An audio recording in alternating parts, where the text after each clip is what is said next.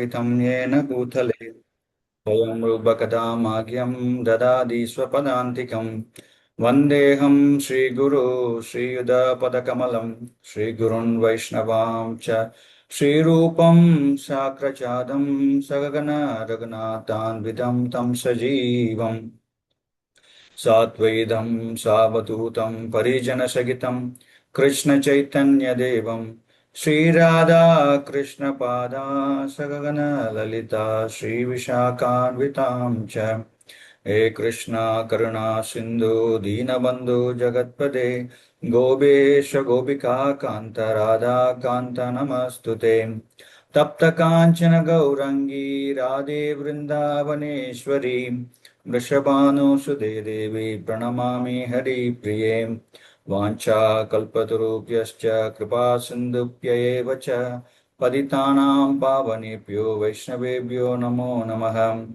जय श्री कृष्ण चैतन्य प्रभु नित्यानंद श्री अद्वैत गदाधर श्रीवासादि गौरभक्तवृंद हरे कृष्णा कृष्ण कृष्ण हरे हरे हरे राम राम राम हरे हरे मगं करोति वाचालं पंगुं लङ्घयति गिरिं यत्कृपातमहं वन्दे श्रीगुरुदिनदारिणं परमानन्दमाधवं श्रीचैतन्य ईश्वरम् हरे कृष्णा ஸோ இன்றைக்கு பக்தி சாஸ்திரி கிளாஸ்க்கு வந்திருக்க அனைத்து பக்தர்களையும் வருக வருக என்று வரவேற்கின்றோம். ஸோ இன்னைக்கு நம்ம 15வது அத்தியாயம் பார்க்கலாம் அப்படின்ட்டு இருக்கோம். ஒரு குயிக் ரீகேப், நேற்று 14 சாப்டர் என்ன பார்த்தோம், இது வரைக்கும் என்ன பார்த்தோம் அப்படின்ட்டு நம்ம அதை குயிக்காக பார்த்துட்டு அதுக்கப்புறம் நம்ம 15 அத்தியாயத்துக்கு போகலாம்.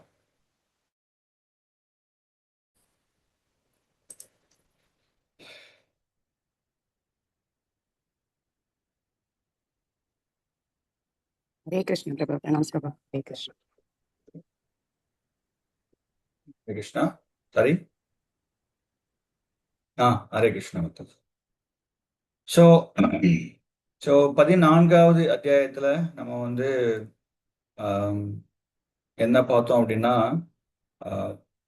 மெயினாக குணங்களை பற்றி என்ன மாதிரி 3 குணங்களை பற்றி நம்ம பார்த்தோம். அதனோட ஆதிக்கங்கள் எப்படி இருக்குன்னு பார்த்தோம் நம்ம. ஸோ முக்குணங்கள் பற்றி பார்க்கும்போது ஃபர்ஸ்ட் ஒரு 9 ஸ்லோகங்கள் என்னென்ன குணங்கள் இருக்கு அப்படிங்கிறத பார்த்தோம். என்னென்ன மாதிரி வகைகள்லாம் இருக்குன்னு பார்த்தோம். அதுக்கப்புறம் அது என்னெல்லாம் ஆதிக்கம் பண்ணுது, சத்துவ குணத்துல என்ன ஆதிக்கம் பண்ணுது, இன்டெலிஜென்ட் நாலேஜ். அதுக்கப்புறம் ரஜோ குணத்துல பதட்டம், தமோ குணத்துல மாயை, மயங்கிருத்தல், அதை பத்தி பார்த்தோம். அதுதான் ஆதிக்கம் சொல்லுது இந்த குணத்துல எல்லாமே. அப்போ அந்த குணங்களுக்குள்ளேயே செயல்பட்டு மடிதல். அப்போ நான் சத்துவ குணத்துல இருக்கும் தருவாயில என்ன மாதிரி நெக்ஸ்ட் லைஃப் எனக்கு எப்படி கிடைக்கும் அப்படிங்கிறத பார்த்தோம். சத்துவ குணம்னா சொர்க்கலோகம், மேல உலக லோகங்கள். ரஜோ குணம்னா பூலோகத்திலேயே இன்னொரு பாடி சரீரம் கிடைக்கும். தமோ குணம் அப்படின்னா கீழே மனுஷங்கள் இல்லாம விலங்குகளுடைய லோகத்துல, விலங்குகள் சரீரத்துல நம்ம கிடைக்கும் அப்படின்ட்டு.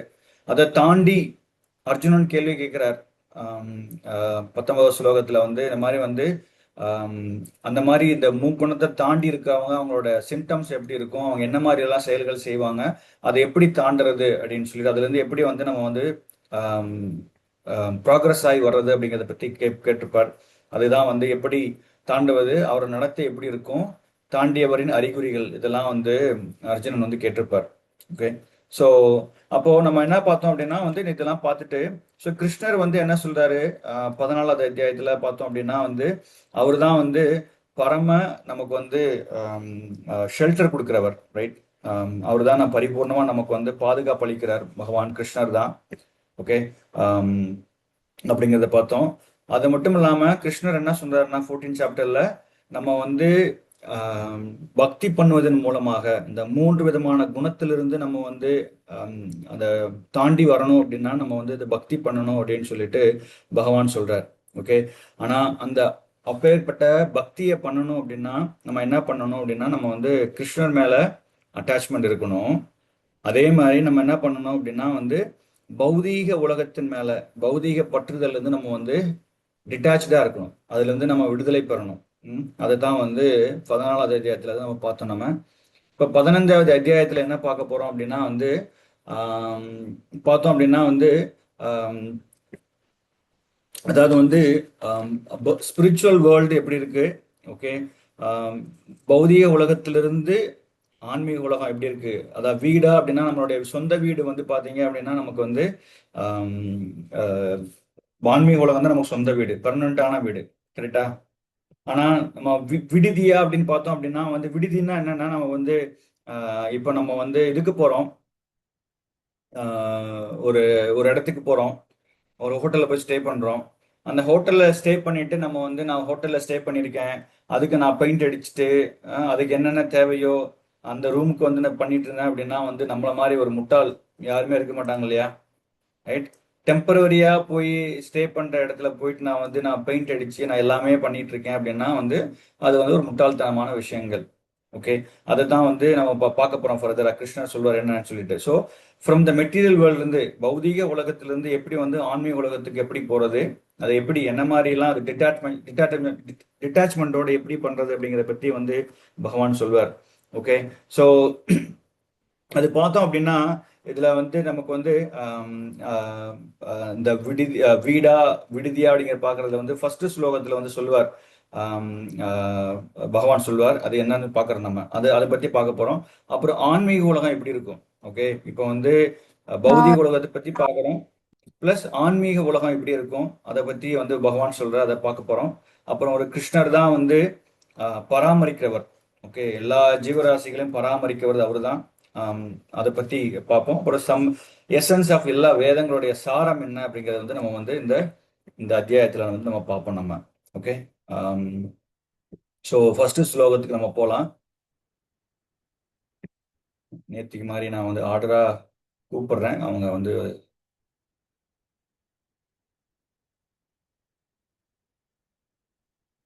சதானந்தினி சசிலேகா மாதாஜி ஹரே ஃபர்ஸ்ட் கிருஷ்ண ஸ்லோகம் பிரபு. ஆரம்பிக்கும். ஹரே கிருஷ்ண. அத்தியாயம் 15 புருஷோத்தம யோகம். ஸ்ரீ பகவான் உவாச்ச. பிரபு நானே படிக்கட்டுங்களா பிரபு? ஃபர்ஸ்ட் நான் சொல்றேன் மாதாஜி. ஹரே கிருஷ்ணா, சாரி. ஸ்ரீ பகவான் உவாச்ச. ஸ்ரீ பகவான் உவாச்ச. ஸ்ரீ பகவான் உவாச்ச. ஊர்தவமூலம் ஊர்தவமூலம் அத சாக்கம் ஊர்த்வமூலம் அதக்ஷாகம். ஊர்த்வமூலம் அஸ்வ அதக்ஷாகம். அஸ் அஸ்வத்தம் பிரகுர் அவ்யயம். அஸ்வத்தம் பிராகுர் அவ்யயம். அஸ்வத்தம் அஸ்வத்தம் பிராகுர் அவ்யயம். பிராகுர் அவ்யயம். சந்தாம்சி யஸ்ய பர்ணானி சந்தாம்சி யஸ்ய பர்ணானி. சந்தாம்சி யஸ்ய பர்ணானி. யஸ்தம் வேத சவேத வேத். யஸ்தம் வேத ச வேத வேத். யஸ்தம் வேத ச வேத வேத். புருஷோத்தமரான முழுமுதற் கடவுள் கூறினார், மேல் நோக்கிய வேர்களையும் கீழ் நோக்கிய கிளைகளையும் வேத பதங்களை இலைகளாகவும் கொண்ட ஓர் அரச மரம் உள்ளது என்று கூறப்படுகின்றது. இம்மரத்தை அறிந்தவன் வேதங்களை அறிந்தவன். ஹரே கிருஷ்ணா. தேங்க்யூ ஹரே பிரபு. கிருஷ்ணா. ஸோ இங்க வந்து பகவான் வந்து ஆரம்பிக்கிறார். Okay, இந்த சாப்டர்ல வந்து எப்படி வந்து நம்ம வந்து இந்த அட்டாச்மெண்ட் பற்றுதலை வந்து நம்ம வந்து எப்படி வந்து விடுதலை பெறலாம், அந்த பௌதிக உலகத்தின் மேல இருக்கிற பற்றுதலை எப்படி விடலாம் அப்படின்னு சொல்றார். அதை பத்தி தான் இங்க பார்க்க போறோம். அதுல வந்து பாத்தீங்க அப்படின்னா முக்கியமா பாத்தீங்கன்னா பக்தி யோகம். பக்தி யோகத்தை வந்து நம்ம தெரிஞ்சது அப்படின்னா பக்தி யோகத்துல தெரிஞ்சதுக்கு அப்புறம் அது வந்து என்ன கேட்கலாம், நம்ம வந்து வேதங்கள்னா என்ன, ஏன்னா பக்தி யோகத்தை பத்தி வேதங்கள்ல சொல்லப்பட்டிருக்கு, வேதங்கள்னா என்ன அப்படிங்கிறத பத்தி பார்க்கும்போது கம்ப்ளீட்டா பகவான் எக்ஸ்பிளைன் பண்றாருங்க. ஸோ புருஷோத்தமரான முழுவதற்கு கடவுள் கூறினார், மேல் நோக்கிய வேர்களையும் கீழ் நோக்கிய கிளைகளையும் வேத பதங்களை இலைகளாகவும் கொண்ட ஒரு அரச மரம் உள்ளது என்று கூறப்படுகிறது. இம்மரத்தை அறிந்தவன் வேதங்களை அறிந்தவன். ஸோ இந்த வேதத்தை நம்ம வந்து தெரிஞ்சுக்கணும், அதாவது வேதத்தை புரிஞ்சுக்கணும் அப்படின்னா வந்து என்ன பண்ணணும்னா அந்த அரச மரத்தை பத்தி தெரிஞ்சுக்கணும். அரச மரம் எப்படி இருக்கும் அப்படின்னா அந்த அரச மரம் வந்து மேல வேர்களும் கீழே வந்து மேல் நோக்கி வேர்களையும் கீழ் நோக்கி கிளைகளும் இருக்கும். வேத பதங்கள் எல்லாமே வந்து டெக்ஸ்ட் டிஃப்ரெண்ட் ஸ்கிரிப்சர்ஸ் எல்லாமே பார்த்தீங்க அப்படின்னா இலைகளாக இருக்கும் அப்படின்னு சொல்லிட்டு கிருஷ்ணர் சொல்றார். பொருளுரையில பிரபுபாத் என்ன சொல்றாருன்னா, பக்தி யோகத்தின் முக்கியத்துவத்தை விளக்கிய பின்னர் வேதங்களை பற்றி என்ன கூறுகிறார் என்று ஒருவர் வினவலாம். வேத கல்வியின் நோக்கம் கிருஷ்ணரை புரிந்து கொள்வதே. ரைட்டா? சாஸ்திரங்களுடைய கன்க்ளூஷன் என்னன்னா, கிருஷ்ணரே சொல்றாரு இல்லையா, வேதங்களுடைய சாரம் என்னன்னு பாத்தீங்கன்னா, என்ன தெரிஞ்சுக்கிறதா, I am to be known, என்ன தெரிஞ்சுக்கிறது பத்தி தான் வேதம் அப்படின்னு சொல்லி கிருஷ்ணர் சொல்றாரு. ஸோ அப்போ பகவானை பத்தி தெரிஞ்சுக்கிறதா என்று இந்த அத்தியாயத்தில் விளக்கப்படுகிறது. எனவே கிருஷ்ண உணர்வில் பக்தி தொண்டில் ஈடுபட்டுள்ளவன் ஏற்கனவே வேதங்களை அறிந்தவன். நேற்றுக்கு பார்த்தோம் நம்ம. ஸோ கிருஷ்ண பக்தியில வந்து நம்ம வந்து இருக்கோம் அப்படின்னா வந்து ஆல்ரெடி நம்ம வந்து எல்லா விதமான சாஸ்திரங்களையுமே வந்து நம்ம வந்து தெரிஞ்சிருக்கோம் அப்படின்ட்டு நம்ம வந்து புரிஞ்சுக்கணும். ஜட உலகின் பணிப்புகள் ஒரு அரச மரத்திற்கு இங்கே ஒப்பிடப்பட்டுள்ளது. பல நோக்கு செயல்களில் ஈடுபட்டிருப்பவனை பொறுத்தவரை அரச மரத்திற்கு முடிவே இல்லை. அவன் ஒரு கிளையிலிருந்து மற்ற கிளைக்கும் அதிலிருந்து வேறு ஒன்றுக்கும் என்று தெரிந்து கொண்டுள்ளான். ஜட உலகம் என்னும் இந்த மரம் முடிவற்றது. இந்த மரத்திடம் பற்றுதல் கொண்டவனுக்கு முக்தி பெற வாய்ப்பு இல்லை. அந்த மரம் அப்படின்னா அந்த பௌதிக உலகத்துல நம்ம வந்து அட்டாச்மெண்டோட இருந்தோம் அப்படின்னா நமக்கு வந்து முக்தி கிடைக்காது. முக்தி பெறுவதற்கு வாய்ப்புகள் இல்லை. ஒருவனை உயர்த்துவதற்கான மந்திரங்கள் இம்மரத்தின் இலைகள் என்று கூறப்படுகிறது. இதன் வேர்கள் மேல் நோக்கி வளர்கின்றன. ஏனெனில் இவ்வுலகத்தின் மிக உயர்ந்த கிரகமான பிரம்மா வசிக்கும் இடத்திலிருந்து அவை தொடங்குகின்றன. மாயையின் இந்த அழிவற்ற மரத்தை ஒருவன் புரிந்து கொண்டால் இதிலிருந்து அவன் வெளியேற முடியும். அப்போ நம்ம என்னன்னா அந்த மரத்தை பத்தி நம்ம தெரிஞ்சுக்கணும். தெரிஞ்சிட்டோம் அப்படின்னா நம்ம வந்து ஈஸியா அந்த மாயையிலிருந்து வெளிப்பட்டு வந்துடலாம் அப்படின்னு சொல்லி இங்க பிரபுபாத் சொல்றாரு. இந்த பந்தத்திலிருந்து விடுவதற்கான வழிமுறையினை புரிந்து கொள்ளுதல் அவசியம். முந்தைய அத்தியாயங்களில் பௌதீக பந்தத்திலிருந்து வெளிவதற்கான பற்பல வழிமுறைகள் விளக்கப்பட்டுள்ளன. மேலும் பரமபுருஷருக்கான பக்தி தொண்டே மிகச்சிறந்த வழி என்பதையும் 13ஆம் அத்தியாயம் வரை நாம் கண்டோம். பக்தி தொண்டின் அடிப்படை கொள்கை ஜட செயல்களில் பற்றில்லாமல் இருப்பதும் இறைவனுடைய தெய்வீக தொண்டில் பற்றுதல் கொள்வதும் ஆகும். ஸோ உண்மையான பக்தி தொண்டு அப்படின்னா என்ன அர்த்தம் அப்படின்னா, நீங்க வந்து பிரபுபாத் தெளிவா சொல்றார், ஜட செயல்களில் பற்றில்லாமல் இருப்பதும், எந்த விதமான பௌதீகமான விஷயத்துல எந்த பற்றுதல் இல்லாம இருக்கணும். பிளஸ் என்ன பண்ணணும் அப்படின்னா, இறைவனுடைய தெய்வீக தொண்டில் பற்றுதல் கொள்வதும், பகவான் மேல இருக்கிற அதுல வந்து பற்றுதல் வைக்கணும். பௌதிக விஷயத்துல வந்து பற்றுதல் வைக்க கூடாது. ரைட்? ஜட உலகின் மீதான பற்றுதல் முறிக்கும் வழிமுறை இந்த அத்தியாயத்தில் ஆரம்பத்தில் விவாதிக்கப்படுகிறது. ஜட வாழ்வின் வேரானது மேல் நோக்கி வளர்கிறது. இந்த வேர் மொத்த ஜட வஸ்துக்களிலிருந்து, அதாவது பிரபஞ்சத்தின் மிக உயர்ந்த கிரகத்திலிருந்து தொடங்குகிறது என்று பொருள். அங்கிருந்து பிரபஞ்சம் முழுவதிலும் விரிவடைகிறது. விரிவடையும் கிளைகள் பல்வேறு கிரக அமைப்புகளை குறிக்கின்றன. அதன் பலங்கள் உயிர்வாளிகளின் செயல்களான அறம், பொருள், இன்பம், வீடு ஆகியவற்றை குறிக்கிறது. இப்போ அந்த மரம் எப்படி இருக்கும் அப்படின்னா வந்து பெருசா பெரிய மரமா இருக்கு. ரைட்டா? இந்த மரம் பாத்தீங்க அப்படின்னா இந்த மாதிரி இருக்கும். இந்த மரம் வந்து வேறு வந்து மேல இருந்து வளர்ந்துட்டே இருக்கு. இங்க மாதிரி கீழே வந்து அப்படியே அப்ஸ் அண்ட் டவுனா இருக்கும். அது எப்படி பார்க்கலாம் அப்படின்னா, ஒரு மரம் வந்து ஸ்ட்ரைட்டா இருக்கும். ஒரு குளமோ ஏரியோ அந்த இடத்துல போய் பார்த்தோம் அப்படின்னா அந்த எப்படி தெரியும்னா அந்த மரம் வந்து அப்படியே உல்டாவா தெரியும். பார்த்துருப்போம், எல்லாருமே பார்த்துருப்போம். நம்ம அந்த நிறைய இடத்துக்கு நம்ம யாத்திராலாம் போயிருப்பீங்க. அதெல்லாம் பார்க்கும்போது அந்த குளத்துலயோ இதுலயோ பார்க்கும்போது வந்து அப்ஸ் அண்ட் டவுனா தெரியும். ஓகே, இந்த மாதிரி தான் வந்து இங்க இருக்குன்னு சொல்லி எக்ஸ்பிளைன் பண்றாரு இங்க. அப்போ பாத்தீங்க அப்படின்னா பிரபஞ்சம் முழுவதும் இந்த வேர்கள் எல்லாமே வந்து பிரபஞ்சம் முழுவதும் விரிவடைஞ்சிருக்கு. ஓகே, அது மற்ற பல்வேறு கிளைகள் பல்வேறு கிரக அமைப்புகளை குறிக்கிறது. இந்த கிளைகள் எல்லாமே வந்து மற்ற கிரகங்களை வந்து குறிக்கிறது. அதன் பலன்கள், இதுல கிடைக்கிற பலன்கள் எல்லாமே பாத்தீங்கன்னா நம்ம இந்த ஜீவன்களுடைய செயல்களான அறம், பொருள், இன்பம், வீடு அது இருக்கு இல்லையா, அதை பத்தி இங்க குறிக்கிறதுன்னு சொல்லி இங்க பகவான் சொல்றாரு. அடுத்ததாக கிளைகள் கீழும் வேர் மேலுமாக இருக்கும் மரத்தினுடைய அனுபவம் நமக்கு இந்த உலகில் இல்லை. இருப்பினும் அது போன்ற ஒன்று உள்ளது. அத்தகு மரத்தின் நீர்த்தேக்கத்தின் அருகில் காண முடியும். கரையில் இருக்கும் மரங்கள் தங்களது கிளைகள் கீழேயும் வேர்கள் மேலேயும் நீரில் பிரதிபலிப்பதை நம்மால காண முடியும். வேறு விதமாக கூறினால், ஜட உலகம் என்னும் இந்த மரம் ஆன்மீக உலகம் என்னும் உண்மையான மரத்தின் பிரதிபலிப்பாகும். அப்போ அப்போ வந்து பெர்வெர்டட் ரிஃப்ளெக்ஷன், இந்த பௌதீக உலகம் பார்த்தேன் அப்படின்னா அது வந்து ஆன்மீக உலகத்துடைய அப்படியே பெர்வெர்டட் ரிஃப்ளெக்ஷன் தான்.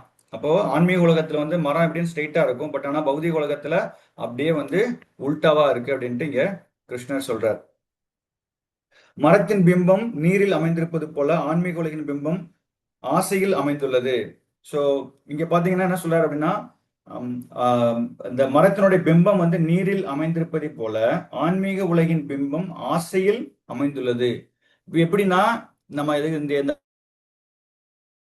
பௌதிக உலகம் எப்படி இருக்கு அப்படின்னா வந்து நம்மளோட ஆசையினாலதான் வந்து இந்த பௌதிக உலகம் உருவாகிருக்கு. பிம்பம் ஜட ஒளியின் மீது விஷயங்கள் அமைந்திருப்பதற்கான காரணம் ஆசையே.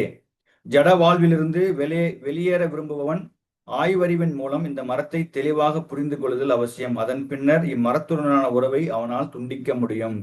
இந்த விஷயங்கள் நம்ம தெரிஞ்சுக்கிட்டோம் அப்படின்னா நம்ம வந்து ஈஸியா அதனுடைய அந்த பந்தத்துல இருந்து நம்ம வந்து விடுபடலாம். அப்படி இல்லாட்டி வந்து கஷ்டம். சரியா? அதுதான் வந்து நம்ம மெயினா புரிஞ்சுக்கணும். இப்ப இதுல வந்து பார்த்தோம் அப்படின்னா பகவான் வந்து அந்த அரச மரத்துக்கு கம்பேர் பண்றார், ரைட்டா? இந்த பௌதீக உலகத்தை பௌதீக உலகத்தை வந்து அந்த மாதிரி கம்பேர் பண்றார். ஸோ ஊர்துவம் மூலம், ஊர்துவம் மூலம் அப்படின்னா நேத்து கூட பார்த்தோம் இதே மாதிரி ஒரு ஸ்லோகம், ஊர்துவம் மேல் நோக்கி பாக்குறதுன்னு பார்த்தோம், ரைட்டா? ஸோ இப்போ ஊர்துவம் அப்படின்னா வந்து மேல் நோக்கி போறது. இந்த ஊர்துவம் அந்த வந்து ஊர்துவம் மூலம் அதை சாக்கமா சொல்லப்பட்டிருக்கு. அப்போ இது வந்து என்ன சொல்லப்பட்டிருக்கு அப்படின்னா, இந்த மரத்தை வந்து நம்ம வந்து எங்க பார்க்கலாம், உல்டாவா பார்க்கலாம் அப்படின்னா வந்து ஒரு தண்ணி ஏரியில் இருக்கிற போது பார்க்கலாம். அது மாதிரி உல்டாவா இருக்கும். பட் ஆனா ஆக்சுவலா மரம் வந்து ஸ்ட்ரெயிட்டா தான் இருக்கும், ரைட்டா? ஆனா அது வந்து உண்மையான்னு பார்த்தோம் அப்படின்னா உண்மை இல்லை, கரெக்டா? அந்த மரம் வந்து உல்டாவா இருக்கா, நம்ம தண்ணியில பாக்குறோம் அது வந்து மாறி இருக்கு, அது உண்மையான்னு பார்த்தோன்னா உண்மை கிடையாது. அதுதான் வந்து ஃபர்தரா பிரபுபா சொல்றார், உண்மை மரத்தின் பிம்பமான இம்மரம் துல்லியமான நகல் ஆகும். ஆன்மீக உலகில் எல்லாமே இருக்கின்றன. அருவவாதிகள் இந்த ஜடமரத்தின் மூலம் வேறாக பிரம்மனை எடுத்துக்கொள்கின்றனர். சாங்கிய தத்துவத்தின்படி அந்த வேரிலிருந்து பிரகிருதி, புருஷர், 3 குணங்கள், பிறகு பஞ்ச மகாபூதங்கள், அதன் பின் 10 புலன்கள், தசேந்திரிய மனம் என்னும் ஒவ்வொன்றாக வருகின்றன. இவ்வாறு மொத்த ஜட உலகையும் அவர்கள் 24 மூலக்கூறுகளாக பிரிக்கின்றனர். எல்லா தோற்றங்களுக்கும் பிரம்மனை மையமாக எடுத்துக்கொண்டால் இந்த ஜட உலகம் அந்த மையத்தின் 180 கோணங்கள் டிகிரிகள் கொண்ட தோற்றமே. மீதமுள்ள 180 கோணங்கள் ஆன்மீக உலகம் ஆகும். இப்ப நம்ம வந்து ஒரு 360 டிகிரியில பாதி தான் வந்து அந்த பௌதிக உலகமா பார்க்கிறோம், மிச்சம் வந்து இன்னொரு 180 டிகிரி வந்து ஆன்மீக உலகமாகும். ஜட உலகம் ஒரு திரிப்படைந்த பிம்பம் என்பதால் இங்குள்ள வேறுபாடுகள் ஆன்மீக உலகிலும் இருக்க வேண்டும். ஆனால் அங்கு அவை உண்மையானவை. பிரகிருதி என்பது முழுமுதற் கடவுளின் வெளிப்புற சக்தி. புருஷ என்பது சாக்ஷாத் முழுமுதற் கடவுளே. இது பகவத்கீதையில் விளக்கப்பட்டுள்ளது. இந்த தோற்றம் பௌதிகமானது என்பதால் அது தற்காலிகமானதும் கூட. பிம்பம் என்பது தற்காலிகமானது, ஏனெனில் அது சில சமயங்களில் காணப்படுகிறது, சில சமயங்களில் காணப்படுவதில்லை. அந்த ரிஃப்ளெக்ஷன் இருக்கு இல்லையா, அது வந்து தற்காலிகமானது. சில நேரம் தெரியும். இப்படி உச்சி வெயில போய் பார்த்தோம் அப்படின்னா வந்து அந்த மரம் தெரியுமான்னு தெரியாது, கரெக்டா? உச்சி வெயில போய் பார்த்தோம் அப்படின்னா அங்க எதுவுமே தெரியாது. ஸோ கொஞ்சம் காலையிலயோ இல்லை ஈவினிங்லயோ கொஞ்சம் அந்த அதனுடைய நிழல் வர்ற மாதிரி போகும்போது பார்த்தோம் அப்படின்னா தண்ணியில தெரியும். ஸோ அதுதான் இங்க வந்து சொல்லப்பட்டிருக்கு, ரைட்டா? சில சமயங்களில் காணப்படுகிறது, சில சமயங்களில் காணப்படுவதில்லை. ஆனால் எதை அடிப்படையாக வைத்து இந்த பிம்பம் பிரதிபலிக்கப்படுகிறதோ அதன் மூலம் அந்த மூலம் நித்தியமானது. எது பிம்பமா பிரதிபலிக்க ரிஃப்ளெக்ட் ஆகுதோ அதனுடைய பிம்பம் வந்து அந்த ஒரிஜினல் பிம்பம் எங்க இருக்குன்னா அது வந்து நித்தியமானது, மூலம் வந்து நித்தியமானது. உண்மையான மரத்தின் பௌதீக பிம்பம்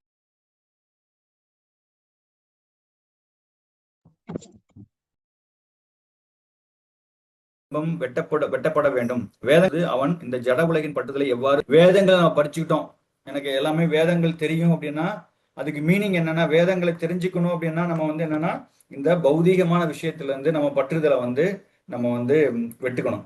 அது எப்படி புரிஞ்சுக்கலாம் அப்படின்னா, இந்த உலகத்துல பாக்குறதுல பாத்தீங்கன்னா எல்லாமே வந்து போலிகளா இருக்கு, சரியா? எல்லாமே வந்து போலியான விஷயங்கள் நிறைய இருக்கு. இப்போ நீங்க வந்து ஃபார் எக்ஸாம்பிள் நீங்க ஏதோ மொபைல் வாங்குறீங்க அப்படின்னா அதே மொபைலோட கவர் வந்து நீங்க வந்து ஒரிஜினலா நீங்க மொபைல் வாங்கும்போது ஒரு கவருக்கு வாங்கியிருப்பீங்க, கரெக்டா? நம்ம வந்து ஒன்று வாங்கியிருப்போம். பட் ஆனால் இப்போ என்ன பண்றாங்கன்னா நிறைய மொபைலோட டூப்ளிகேட்ஸ் எல்லாமே வந்து என்ன பண்ணுவாங்கன்னா மேனுஃபேக்சர் பண்ணுவாங்க. அதே மாதிரி அச்சலச அதே மாதிரி என்ன பண்ணுவாங்கன்னா மொபைலோட கவரோ என்ன எது இருந்தாலும் சரி, அவங்க அந்த மாதிரி வந்து காப்பி பண்ணுவாங்க. அப்போ எல்லாமே பாத்தீங்க அப்படின்னா வந்து எல்லாமே வந்து நகல் தான், நகல் இல்லாட்டி டூப்ளிகேட்டா இருக்கு எல்லாமே. அது மட்டும் இல்லாம இப்போ நீங்க வந்து ஏதாவது ஒரு கடைக்கு போனீங்க அப்படின்னா துணி வாங்குறீங்க அப்படின்னா, ஆம், ஒரு என்னது இந்த ரீபோக் அப்படிங்கிற டிஷர்ட் எல்லாம் பாத்தீங்க அப்படின்னா அது வந்து வேற மாதிரி பேர்ல வந்து உங்களுக்கு வந்து மேனுஃபேக்சர் பண்ணி உங்களுக்கு வரும். ஸோ அந்த மாதிரி எல்லாமே வந்து போலியான விஷயம் தான் தவிர, ஆனா நம்ம வந்து என்ன பண்றோம்னா அசலான உண்மையான விஷயத்த நம்ம தேடிட்டு இருக்கோம். நம்ம வந்து போலியான விஷயத்த நம்ம தேடல. ஓகே. அப்போ உண்மையான விஷயத்தை தேடும் போது என்னவா இருக்கும் அப்படின்னா, அப்போ அப்போ உண்மையான விஷயம் தேடணும் அப்படின்னா என்ன பண்ணணும், இந்த பௌதிகமான விஷயத்துல இருக்கிற அந்த பற்றுதலை வந்து நம்ம வந்து அறவே நிறுத்தும் போது நம்ம வந்து உண்மையான விஷயத்தை புரிஞ்சுக்கலாம். ஓகே. துண்டிப்பது என்பதை அறிந்தவன் என்று எடுத்துக்கொள்ளப்பட வேண்டும். அந்த வழிமுறையை ஒருவன் அறிந்தால் அவன் உண்மையில் வேதங்களை அறிந்தவன், வேதங்களின் சடங்குகளால் கவரப்படுபவன். இம்மரத்தின் அழகான பச்சை இலைகளால் கவரப்படுகிறான். உண்மையில் அவன் வேதங்களின் குறிக்கோளை சரியாக அறியவில்லை. முழுமுதற் கடவுளால் வெளிப்படுத்துள்ளபடி வேதங்களின் நோக்கம் பிம்பம் போன்ற இந்த மரத்தை வெட்டி சாய்த்து ஆன்மீக உலகின் உண்மை மரத்தை அடைவதாகும். அப்ப இங்க பௌதீக உலகத்துல பாக்குறது எல்லாமே வந்து பாத்தீங்க அப்படின்னா எல்லாம் பிரதிபலிப்பு தான். சோ நம்ம இங்க பாக்குற விஷயங்கள் எல்லாமே வந்து பிரதிபலிப்பு தான். ஒரு என்ன சொல்றது, எல்லாமே வந்து ஒரு ஆஹ், உண்மையா இருக்கிற மாதிரி இருக்கும். ஆனா அது உண்மையான்னு பார்த்தோம்னா அது உண்மை கிடையாது. எப்படி நம்ம வந்து ஒரு பிரபுபாத் அடிக்கடி சொல்லுவார் இல்லையா, நம்ம வந்து கார்ல போறீங்க இல்ல பஸ்ல போறோம் அப்படின்னா வந்து அந்த ரொம்ப தூரத்துல அந்த மதியம் உச்சி வேலையில போகும்போது இங்க தூரமா பார்க்கும்போது அங்க தண்ணி இருக்கிற மாதிரி தெரியும், காணல் நீர் தண்ணி இருக்கிற மாதிரி தெரியும். ஆனா கிட்ட போய் பார்க்கும்போது இருக்காது. அதெல்லாமே வந்து ஒரு போலித்தனமான விஷயம், இருக்கிற மாதிரி இருக்கும் ஆனா இல்ல. ஓகே. அதே மாதிரிதான் பௌதீக உலகமே வந்து நம்ம நினைச்சிட்டு இருக்கோம் இங்கதான் வந்து எல்லா விதமான சந்தோஷங்கள் இருக்குன்னு நினைச்சிட்டு இருக்கோம். ஆனா சந்தோஷம் நினைச்சிட்டு இருக்கோம். ஆனா நேத்து பார்த்தோம் இல்லையா, என்ன பார்த்தோம்? இந்த ரஜோ குணத்தில் இருக்கவங்களுக்கு வந்து என்ன பலம் கிடைக்கும் அப்படின்னா துக்கம், துக்கம், துக்கம் பலம். ரஜஸ் ரஜஸ் குணத்தோட பலம் என்ன இருக்கும்னா துக்கமா இருக்கும். அப்போ அந்த ரஜோ குணத்துல என்ன பண்ணுவாங்கன்னா நம்ம வந்து எவ்வளவுதான் நம்ம முயற்சிகள் பண்ணி நம்ம அது பண்ணணும் இது பண்ணணும் எல்லாம் பண்ணா கூட அதுக்கு வந்து கஷ்டப்படணும். ரைட்டா? அதனால வந்து இந்த பௌதீக உலகத்துல நம்ம எது பண்ணாலுமே வந்து அது வந்து உண்மையான விஷயங்கள் கிடையாது. நம்ம வந்து போலியான விஷயங்களுக்காக நம்ம வந்து ஏங்கிட்டு இருக்கோம். இப்ப உண்மையான விஷயங்கள் என்ன அப்படின்னா வந்து பகவானுக்கு பக்தி பண்றதுதான். அதுதான் வந்து உண்மையான விஷயம். மற்றது எல்லாமே வந்து இந்த உலகத்துல இருக்கிறது எல்லாமே வந்து போலியான விஷயங்கள். இது வந்து டெம்பரவரியான விஷயம். உலகத்துல எல்லாமே எல்லாமே டெம்பரவரி தான். ஓகே. ஒரு விஷயங்கள் நமக்கு கிடைக்குது அது டெம்பரவரி. பட் ஆனா நிரந்தரமான விஷயம் எதுன்னா ஒன்லி கிருஷ்ண பக்தி மட்டும்தான் நிரந்தரம் அப்படின்ட்டு நம்ம இந்த ஸ்லோகத்துல இருந்து புரிஞ்சுக்கிறோம் நம்ம. Okay. அடுத்த ஸ்லோகம் போலாம். சுமித்ரா மாதாஜி.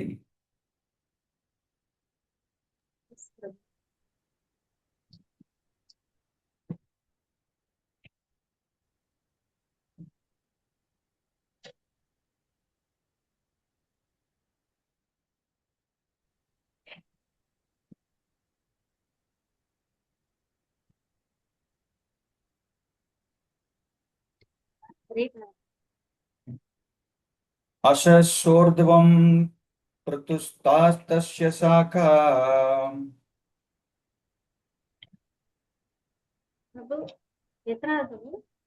ரெண்டாவது ஸ்லோகம் மாதாஜி, 15-2. असत्सोपं प्रस्तुदास्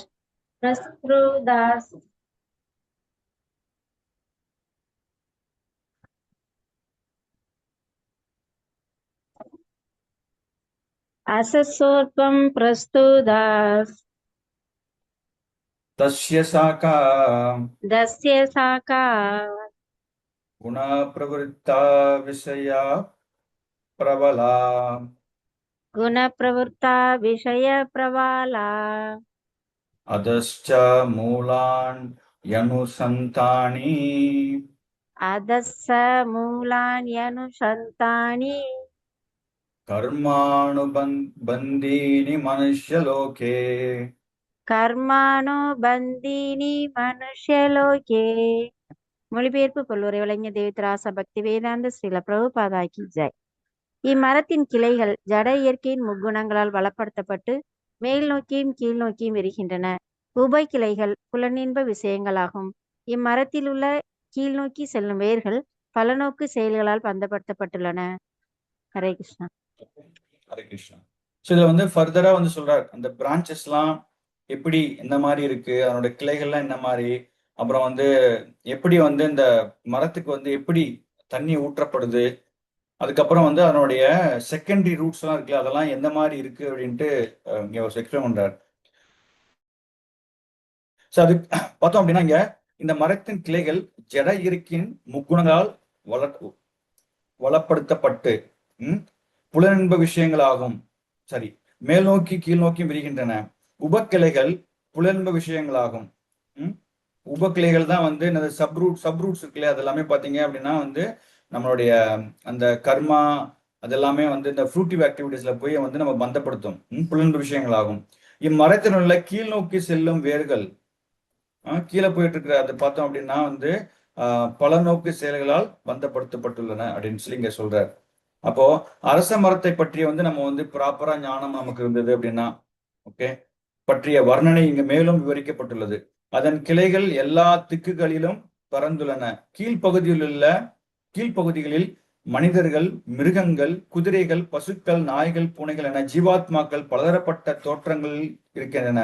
இவை கிளைகளின் கீழ்ப்பகுதிகளில் நிலை பெற்றிருக்க, மேல் பகுதிகளிலோ தேவர்கள், கந்தர்வர்கள் போன்ற உயர்நிலை ஜீவன்கள் உள்ளனர். மரம் நீரால் வளர்த்தப்படுவது போல இந்த மரம் ஜட இயற்கையின் முக்குணங்களால் வளப்படுத்தப்படுகிறது. சில சமயங்களில் ஒரு நிலப்பகுதி மிகவும் பசுமையாக இருப்பதையும் வேறு நிலப்பகுதி போதிய நீரின்றி வறண்டிருப்பதையும் நாம் காண்கிறோம். அதுபோல எங்கு எத்தகைய குணம் அதிக அளவில் உள்ளதோ அதன் அடிப்படையில் பல்வேறு இனங்கள் தோன்றுகின்றன. இப்போ அந்த மரத்துல வந்து கீழே இருக்கிற அந்த இலைகள்லாம் பார்த்தீங்கன்னா மனுஷ ஜீவராசிகள், விலங்குகள் அதெல்லாம் இருக்கு. கொஞ்சம் மேலே போனோம் அப்படின்னா வந்து நமக்கு வந்து தேவர்கள் அவங்க எல்லாமே அங்க இருக்காங்க. ஓகே, ஸோ அது மட்டும் இல்லாம என்ன சொல்றாரு அப்படின்னா, எப்படி வந்து மரத்துக்கு வந்து தண்ணி முக்கியமோ, தண்ணி வந்து நம்ம ஊத்துறோம், தண்ணி எப்படி மரம் வளருதோ அதே மாதிரி இங்க இந்த ஜட உலகத்தில் இருக்கிற அந்த மரத்துக்கு பார்த்தோம் அப்படின்னா வந்து 3 விதமான குணங்களால தான் வந்து அது வந்து வளப்படுத்தப்படுகிறது. ரைட், அது மூலமா இருக்கு. அப்போ எப்படி ஒரு இடத்துல தண்ணி ஊத்தினா பசுமையா இருக்கும், ஒரு சில இடத்துல வந்து ட்ரையா இருக்கும் அப்படின்னா என்ன மாதிரி குணங்கள்ல நம்ம இருக்கிறோமோ அந்த மாதிரி விஷயங்கள் அங்க இருக்கும் அப்படின்னு சொல்லி இங்க வந்து பிரபுபாத் எக்ஸ்பிளைன் பண்றாரு. மரத்தின் உபக்கிளைகளை புலன்பு விஷயங்களாக கருதப்படுகின்றன. பிரான்சஸ் எல்லாம் இருக்கு இல்லையா, அதெல்லாமே வந்து புலன்பு விஷயங்கள் அப்படின்னு சொல்லி சொல்லப்பட்டிருக்கு. இயற்கையின் பல்வேறு குணங்களில் அபிவிருத்திக்கு ஏற்ப நாம் பல்வேறு புலன்களை வளர்த்துக் கொள்கிறோம். அப்புலன்களால் நாம் பலதரப்பட்ட புலன்பு விஷயங்களை அனுபவிக்கிறோம். கிளைகளின் நுனியில் காது, மூக்கு, கண் முதலிய புலன்கள் உள்ளன. அவை பல்வேறு புலன்பு விஷயங்களை அனுபவிப்பதிலும் பற்றுதல் கொண்டுள்ளன. சப்தம், உருவம், தொடு உணர்வு முதலிய புலன்பு விஷயங்களை உபக்கிளைகள், உபவேர்கள் பலதரப்பட்ட இன்பத்தினாலும் துன்பத்தினாலும் வரும் விருப்பு வெறுப்பினை குறிக்கும். பாவ புண்ணியங்களுக்கான நாட்டங்கள் எல்லா திக்குகளிலும் பரவிருக்கும். இந்த உபவேர்களிலிருந்து வளர்த்துவதாக கருதப்படுகின்றன. மூலவேர், மெயின் ரூட் இருக்கு இல்லையா, மெயின் வேர், மூலவேர் பிரம்மலோகத்திலும் மற்ற வேர்கள் மானிட லோகத்திலும் உள்ளன. புண்ணிய செயல்களின் பலன்கள் உயர் லோகங்களில் அனுபவித்த பிறகு ஒருவன் இந்த பூ உலகத்திற்கு இறங்கி வந்து மீண்டும் தனது கர்மத்தினை உயர்வு பெறுவதற்கான பல நோக்கு செயல்களை புதுப்பிக்கின்றான். மானிடர்களில் இந்த உலகம் செயல்களின் களமாக கருதப்படுகிறது. ஸோ அப்பேற்பட்ட இந்த பூ உலகம் வந்து எதுக்காக செயல்கள் ஆக்டிவிட்டிஸ் பண்றதுக்காக களமாக நமக்கு வந்து மனுஷங்களுக்கு வந்து செயல்படுது அப்படின்னு சொல்லி இங்க சொல்றாரு. அப்போ பார்த்தோம் அப்படின்னா வந்து இப்ப இதுல கிடைக்கக்கூடிய முன்னாடி ஸ்லோகத்துல பார்த்தோம், அந்த கீழே இருக்கக்கூடியது பாத்தீங்க அப்படின்னா வந்து அந்த ஃப்ரூட்ஸ் எல்லாம் இருக்கு இல்லையா, தர்ம, அர்த்த, காம, மோட்சம், அந்த 4 விஷயமான அந்த புண்ணிய அந்த செயல்கள்லாம் இங்க வருது. அதுக்கப்புறம் வந்து இந்த மரம் வந்து பாத்தீங்கன்னா வந்து எட்டர்னலா இருக்கு. அது எங்கன்னா ஆன்மீக உலகத்துல இருக்கு. ஆனா இங்க வந்து டெம்பரவரியா ஒரு ரெஃப்ளெக்ஷனா இங்க இருக்கு அப்படிங்கிறது புரிஞ்சுக்கிறோம் நம்ம.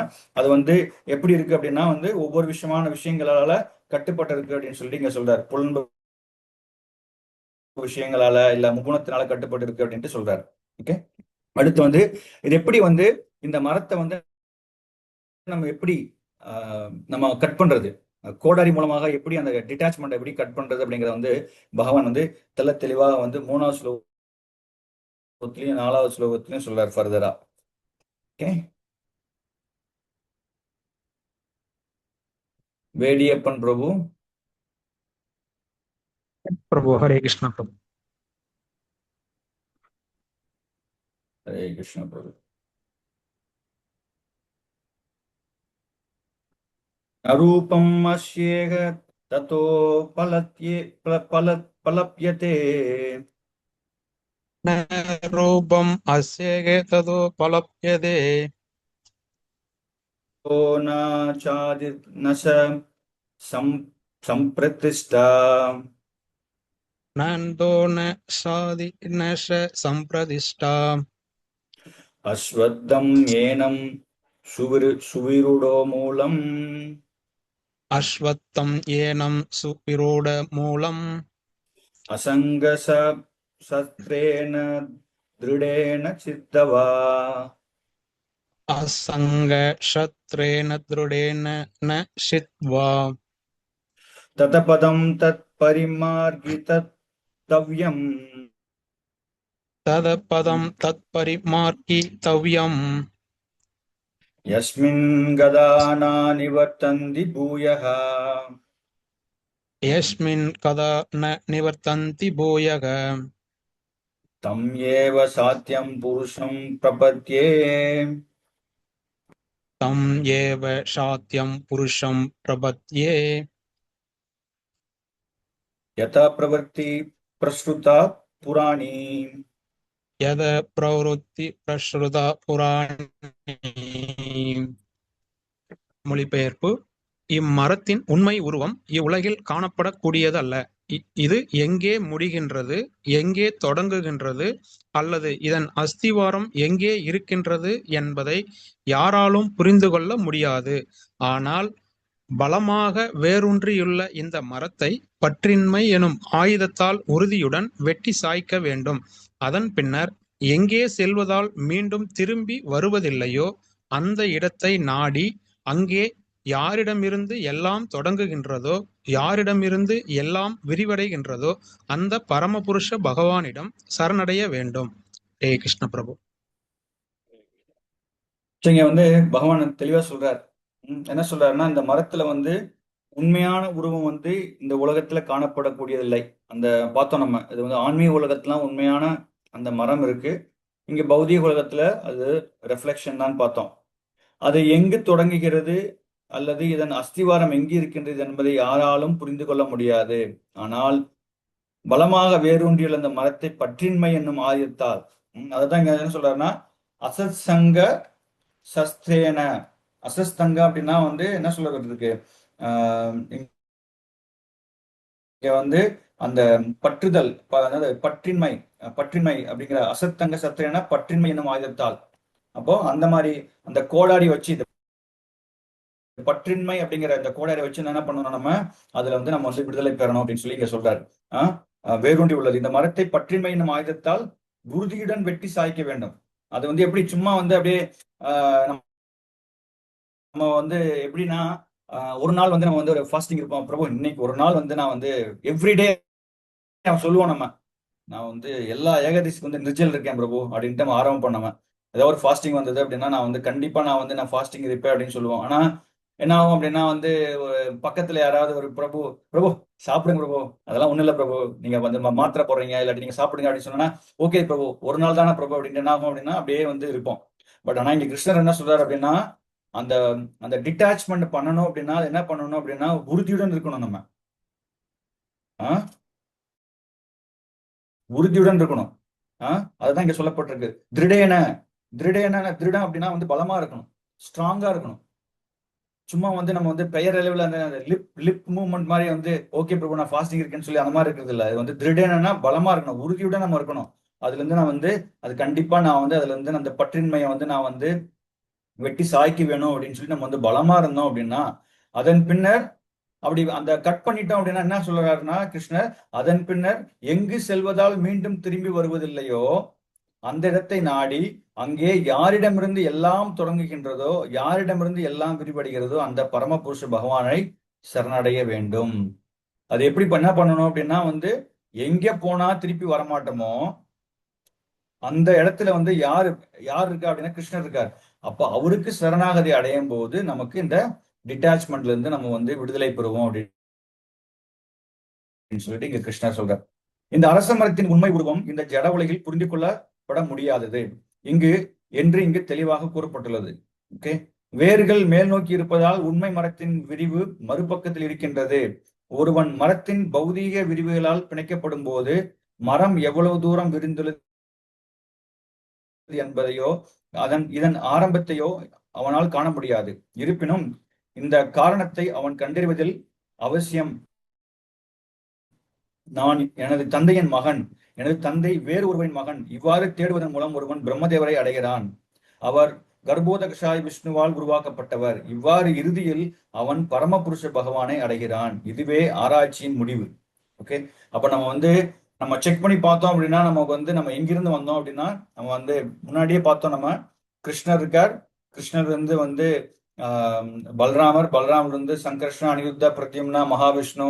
அப்புறம் செகண்டரி திருப்பி மகாவிஷ்ணு அதுக்கப்புறம் கர்ப்போதகசாய விஷ்ணு, காரணோதகசாய விஷ்ணு, ஷீரோதகசாய விஷ்ணு எல்லாம் வராங்க. இப்ப கர்ப்ப போஷன்ல படுத்திருக்கிற அவரோட விஷ்ணுவோடைய தாமரை தண்டு தான் பிரம்மா வர்றார். சோ அதெல்லாம் பார்த்தோம் நம்ம. அப்போ நம்ம அஸ்வினி மேல இருந்து வந்தோம். இப்ப நம்ம இருந்து போனோம் அப்படின்னா நான் இருக்கேன், இந்த ஆத்மா இருக்கு அப்படின்னா என்னோட அப்பாவுடைய அப்பா அப்படியே எடுத்துட்டு போனோம் அப்படின்னா it will go to the எங்க போவோம், பிரம்மா போகும். பிரம்மா இருந்து எங்க வந்தாருன்னா அந்த மாதிரி டெஸ்டினி அவர்களே எடுத்துட்டு போய் பார்த்து புரிஞ்சுக்கலாம். நம்ம அதான் நம்ம கண்டுபிடிச்சுக்கணும். இவ்வாறாக அவன் பரமபுருஷனை பகவான் அடைகிறான். இதுவே ஆராய்ச்சியின் முடிவு.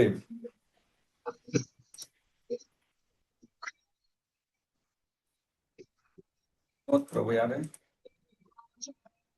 அசோக் பிரபு, உங்களை மீட் பண்றேன். ஓகே,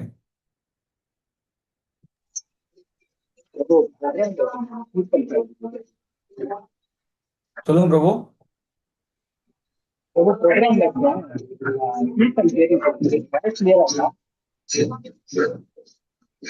பிரபு நீங்க அங்க எங்க பேசிட்டு இருக்கீங்க பிரபு? மியூட் பண்ணிக்கங்க பிரபு ப்ளீஸ். ஓகே, இம்மரத்தின் மூலமான முழுமுதற் கடவுளை அவரது பக்தியில் ஈடுபட்டிருக்கும் பக்தர்கள் சங்கத்தில் ஒருவன் ஆய்ந்தறிய வேண்டும். பிறகு உண்மையின் பொய்யான பிம்பத்திலிருந்து அவன் படிப்படியாக விடுபடுகிறான். அப்போ அந்த மாதிரி அந்த உண்மையான விஷயத்தை தெரிஞ்சுக்கணும் அப்படின்னா இங்க பிரபுபாத் என்ன சொல்றாருன்னா பக்தரோட சங்கம் நமக்கு வேணும். ஸோ சாது சங்கம் இம்பார்ட்டன்ட். அதான் சைத்தன்ய மகாபிரபு சொல்லிருக்காரு இல்லையா இதுல சைத்தன்ய சரிதாமத்துல, சாது சங்க சர்வசாஸ்திர ஹோய், லவமாத்திரு சாது சங்க சர்வசித்தி ஹோய். ரைட், சாது சங்கங்கள் இருந்தது அப்படின்னா நம்ம எல்லாத்தையும் நம்ம எப்படி நமக்கு எல்லா விஷயம் நல்ல விஷயம் நடக்குதோ அதே மாதிரி சாது சங்கத்துல இருக்கும்போது அதை நம்ம ஆய்ந்தறிந்து வேண்டும். பிறகு உண்மையான பொய்யான பிம்பத்திலிருந்து அவன் படிப்படியாக விடுபடுகிறான். மேலும் ஞானத்தினால் தொடர்பை துண்டித்துக் கொண்டு உண்மையான மரத்தின் அவன் உண்மையிலேயே நிலை பெறுகிறான். அப்போ இது டெம்பரரியான விஷயம் அப்படிங்கிற ஞானம் நமக்கு கிடைச்சிருச்சு அப்படின்னா என்ன கிடைக்கும் அப்படின்னா உண்மையான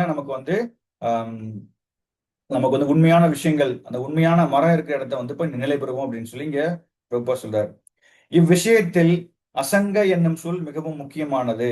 ஏனெனில் புலநுகர்ச்சிக்கான பற்றுதலும் ஜட இயற்கையின் மீது ஆதிக்கம் செலுத்துவதற்கான நாட்டமும் மிகவும் வலிமையானது. எனவே அங்கீகரிக்கப்பட்ட சாஸ்திரங்களை அடிப்படையாக கொண்டு ஆன்மீக விஞ்ஞானத்தை விவாதித்து பற்றின்மையை கற்க வேண்டும். மேலும் ஞானத்தில் உண்மையாக வீற்றிருப்பவர் கற்க வேண்டும். பக்தர்களின் சங்கத்தில் நடைபெறும் இத்தகு விவாதங்களின் விளைவாக ஒருவன் பரமபுருஷ பகவானிடம் வருகிறான். பின்னர் அவன் செய்ய வேண்டிய முதல் பணி அவரிடம் சரணடைவதே ஆகும். ஸோ ஃபர்ஸ்ட் நம்ம என்ன பண்ணணும் அப்படின்னா அந்த விஷயங்களை பத்தி நம்ம தெரிஞ்சுக்கணும். அதை பக்தர்கள்ட்ட நம்ம கலந்து டிஸ்கஸ் பண்ணும்போது அந்த விஷயங்களை கத்துக்கிறோம். அதை கத்துக்கிட்டதுக்கு அப்புறம் நம்ம என்ன பண்ணணும் அப்படின்னா சரணாகதி பண்ணணும். ரைட்டா, சும்மா நம்ம இது பண்ணக்கூடாது. நம்ம சரணாகதி அடையணும். சரணாகதி அதுதான் நமக்கு இம்பார்ட்டன்டான விஷயம். ரைட், அதுதான் இங்க சொல்லப்பட்டிருக்கு. எங்கு செல்வதால் இந்த பொய்யான இன்ப மரத்திற்கு ஒருபோதும் திருப்பி வருவதில்லையோ, அந்த இடத்தின் விவரம் இங்கே கொடுக்கப்பட்டுள்ளது. யாரிடமிருந்து அனைத்தும் தோன்றுகிறதோ அந்த நபர் புருஷோத்தமரான முழுமுதற் கடவுள் கிருஷ்ணன் சரணடைந்தால் போதும். அந்த கருணையே ஸ்ரவணம், கீர்த்தனம் முதலிய பக்தி தொண்டினை ஆற்றுவதன் விளைவாகும். ஜட உலகத்தின் விரிவாக்கத்திற்கு அவரே காரணம். எனவே இது இறைவனாலேயே விளக்கப்பட்டுள்ளது. அகம் சர்வஸ்ய பிரபவோ மத்த சர்வம் பிரபத்தியதே அப்படிங்கிற ஸ்லோகம். நானே எல்லாவற்றுக்கும் மூலம். எனவே பௌதீக வாழ்க்கை என்னும் பலமான ஆலமரத்தின் பந்தத்திலிருந்து வெளியேற கிருஷ்ணரிடம் சரணடைய வேண்டும். கிருஷ்ணரிடம் சரணடைந்தவுடன் இந்த பௌதீக விரிவாக்கத்தின் மீது ஒருவன் தானாக பற்றுற்றவனாகிறான். அப்போ எப்படி நம்ம பார்த்தோம், அந்த மெட்டீரியல் இந்த முன்னாடி அந்த அந்த சாப்டருக்கும் இந்த சாப்டர் கனெக்டிவிட்டி பார்த்தோம் இல்லையா? அப்போ பக்தி பண்ணணும்னு பார்த்தோம். அந்த டிவோஷன் பண்ணணும் அப்படின்னா நமக்கு அட்டாச்மெண்ட் வேணும். எது மேல அட்டாச்மெண்ட் வேணும்னா பகவான் மேல அட்டாச்மெண்ட் வேணும். பகவான் மேல அட்டாச்மெண்ட் வேணும்னா நம்ம என்ன பண்ணணும்? நம்ம பௌதீக உலகத்தின் மேல இருக்கிற டிட்டாச்மெண்டா இருக்கணும். அந்த பற்றுதலையும் நம்ம வந்து ஒழிக்கணும். அந்த பற்றுதல் இங்க என்ன சொல்றாரு அப்படின்னா, பகவான் சரணாகதி அடையும் போது, கிருஷ்ணர்கிட்ட சரணாகதி அடையும் போது, ஏன்னா கிருஷ்ணர் தான் பிரபுபாத் என்ன எக்ஸ்பிளைன் பண்றாருன்னா, கிருஷ்ணர் தான் வந்து யாருகிட்ட நம்ம போய் திருப்பி போறோமோ அவர் தான் வந்து எல்லா பிரபஞ்சத்துக்கும் அதிகாரி. அவர்கிட்ட தான் எல்லாமே வந்து உருவாகுது. அவர்கிட்ட சரணாகதி அடையும் போது நம்ம வந்து திருப்பி இந்த ஆட்டோமேட்டிக்கா வந்து இந்த பௌதிக உலகத்துல நமக்கு வந்து பற்று இல்லாம போயிடும் அப்படின்னு சொல்லிட்டு இந்த இதுல இந்த ஸ்லோகத்தை சொல்றாரு. நெக்ஸ்ட் ஸ்லோகத்துல பகவான் என்ன சொல்றாரு அப்படின்னா, எப்படி சரண்டர் ஆகுது பகவான் கிட்ட அப்படிங்கிற விஷயத்த வந்து ஃபர்தரா எக்ஸ்பிளைன் பண்றாரு அடுத்த ஸ்லோகத்துல.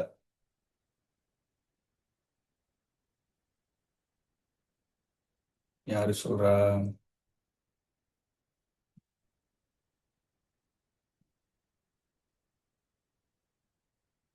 அசோக் பிரபு, நீங்க சொல்றீங்களா அடுத்த ஸ்லோகம்?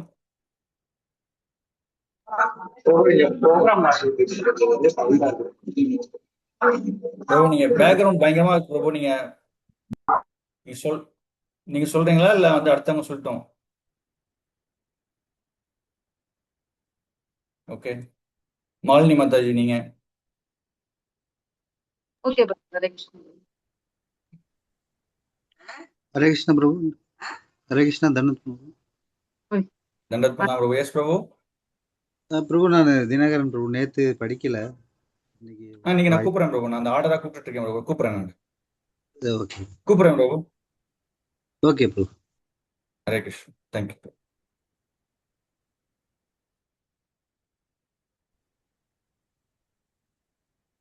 निर्ममामोहजित संगदोषा मानमोहाजित संकदोषा अध्यात्मनित्या विनिवर्त कामा अध्यात्म नित्या विनिवृत्त काम द्वदैं विमुक्त सुख दुःखम सुख दुःख संज्ञैर् द्वन्द्व विमुक्त सुख दुःख संज्ञैः गच्छन्त्यमूढा पदम् अव्ययं तत् गच्छन्ते मूढा अमूढा पदम् अव्ययम् तत्. பொய் கௌரவம், மயக்கம் மற்றும் தவறான சங்கத்தில் இருந்து விடுபட்டு நித்தியத்தை புரிந்து கொண்டு பௌதிக காமத்தை நிறுத்திவிட்டு இன்பம் துன்பம் என்னும் இருமையை ஒழித்து மயக்கமுறாமல் இருப்பவர்கள் பரமபுருஷரிடம் சரணடைவது எவ்வாறு என்பதை அறிந்து அந்த நித்திய ராஜ்யத்தை அடைகின்றனர். இதுல வந்து 8 பாயிண்ட் கிருஷ்ணர் சொல்றார் இந்த ஸ்லோகத்துல. எப்படி வந்து நம்ம வந்து அந்த சரண்டரிங் ப்ராசஸ்ல என்ன மாதிரி நம்ம சரண்டர் பண்ணலாம், எப்படி சரண்டர் பண்ணலாம் அப்படின்னு சொல்லிட்டு. ஸோ ஃபர்ஸ்ட் பாத்தீங்கன்னா வந்து பொய் கௌரவம். ஓகே, நம்ம வந்து ஃபால்ஸ் ப்ரிஸ்டேஜ்ல பொய்யான நம்ம வந்து வாழ்க்கையை வாழ்ந்துட்டு இருந்தோம்னா நம்ம வந்து சரணாகதி அடைய முடியாது. ஓகே, ஃபர்ஸ்ட் பாயிண்ட் வந்து பொய் கௌரவம். அதுக்கப்புறம் வந்து மயக்கம், இல்லூஷன்ல இருக்கவே கூடாது. ஓகே, அப்போ இதெல்லாமே பொய் கௌரவம் மயக்கம் எல்லாமே பாத்தீங்கன்னா நீங்க 14 சாப்டர் திருப்பி கனெக்ட் பண்ணி பாத்தீங்கன்னா இதுல வரும் அப்படின்னா வந்து தமோ குணத்துல இந்த 3 விதமான குணத்துல வரும். ஓகே, இந்த பொய் கௌரவம் இந்த மயக்கம் எல்லாமே அதுல வரும். அதை நீங்க கனெக்ட் பண்ணி பார்க்கணும். மற்றும் தவறான சங்கத்திலிருந்து விடுபட்டு, ரைட், நமக்கு வந்து என்ன சொல்ற அசஸ்தங்க தியாக பார்த்தோம் இல்லையா? தவறான சங்கத்திலிருந்து விடுபட்டு நித்தியத்தை புரிந்து கொண்டு, ரைட்? எட்டர்னலா என்ன உண்மையான விஷயம் என்ன அப்படிங்கறத தெரிஞ்சுக்கணும். புரிஞ்சு எட்டர்னலா விஷயத்தை புரிஞ்சு கொண்டு பௌதீக காமத்தை நிறுத்திவிட்டு, ரைட்? நம்ம வந்து அந்த மெட்டீரியலான விஷயத்துல இருக்கிற லஸ்ட் இருக்கு இல்லையா, அதை வந்து நம்ம வந்து நிறுத்திக்கணும். அதுக்கப்புறம் இன்பம் துன்பம் என்னும் இருமையை ஒழித்து, ரைட்டா? நம்ம என்ன பண்ணணும்னா டியூவாலிட்டிஸ் இருக்கு இல்லையா, ஹாப்பினஸ் அண்ட் டிஸ்ட்ரெஸ், அந்த இதுல வந்து நம்ம வந்து அந்த இருமையை வந்து நம்ம வந்து ஒழித்துட்டு மயக்கமுறாமல் இருப்பவர்கள் பரமபுருஷனிடம் சரணடைவது எவ்வாறு என்பதை அறிந்து அது அந்த நித்திய ராஜ்யத்தை அடைகின்றனர்.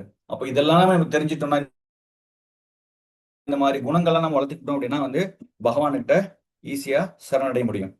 ஓகேவா? சோ அதான் புரிஞ்சுக்கணும். பொய் கௌரவம் இருக்கக்கூடாது, மயக்கம் இருக்கக்கூடாது, தவறான சங்கத்துல இருந்து இருக்கவே கூடாது. நித்தியத்தை புரிந்து கொள்ளணும், எது உண்மை எது பொய்ங்கிற விஷயத்தை புரிஞ்சுக்கணும். நான் முன்னாடி ஸ்லோகத்துல பார்த்தோம் இல்லையா, இந்த பௌதிக குலம் வந்து பெர்வெர்டட் ரிஃப்ளெக்ஷன், அது வந்து பிம்பம் தான், அதை புரிஞ்சுக்கணும். பௌதிக காமத்தை நிறுத்தி விட்டு, பௌதிக காமம் அப்படின்னா வந்து நம்ம இந்த 4 விதமான இதை பார்த்தோம், தர்ம அர்த்த காம மோட்சம் பார்த்தோம் இல்லையா, அதெல்லாம் விட்டுட்டு இன்பம் துன்பம் என்னும் இருமையை ஒழித்து மயக்கமுறாமல் இருப்பவர்கள் பரமபுருஷனிடம் சரணடைவது எவ்வாறு என்பதை அறிந்து அந்த நித்திய ராஜ்யத்தை அடைகின்றனர். இதெல்லாம் நமக்கு இருக்கணும். அப்படி இருந்தோம் அப்படின்னா நம்ம வந்து ஈஸியா வந்து பகவான்கிட்ட நம்ம வந்து சரணாகதி அடையலாம் அப்படின்னு சொல்லப்பட்டிருக்கு. சரணடையும் முறை இங்கே மிக அருமையாக விவரிக்கப்பட்டுள்ளது. முதல் தகுதி என்னவெனில் கர்வத்தினால் மயங்காமல் இருக்க வேண்டும். கட்டுண்ட ஆத்மா ஜட இயற்கையின் எஜமானாக தன்னையே எண்ணிக்கொண்டிருப்பதால் பரமபுருஷ பகவானிடம் சரணடைவது அவனுக்கு மிகவும் கடினமாக உள்ளது. ரைட்டா?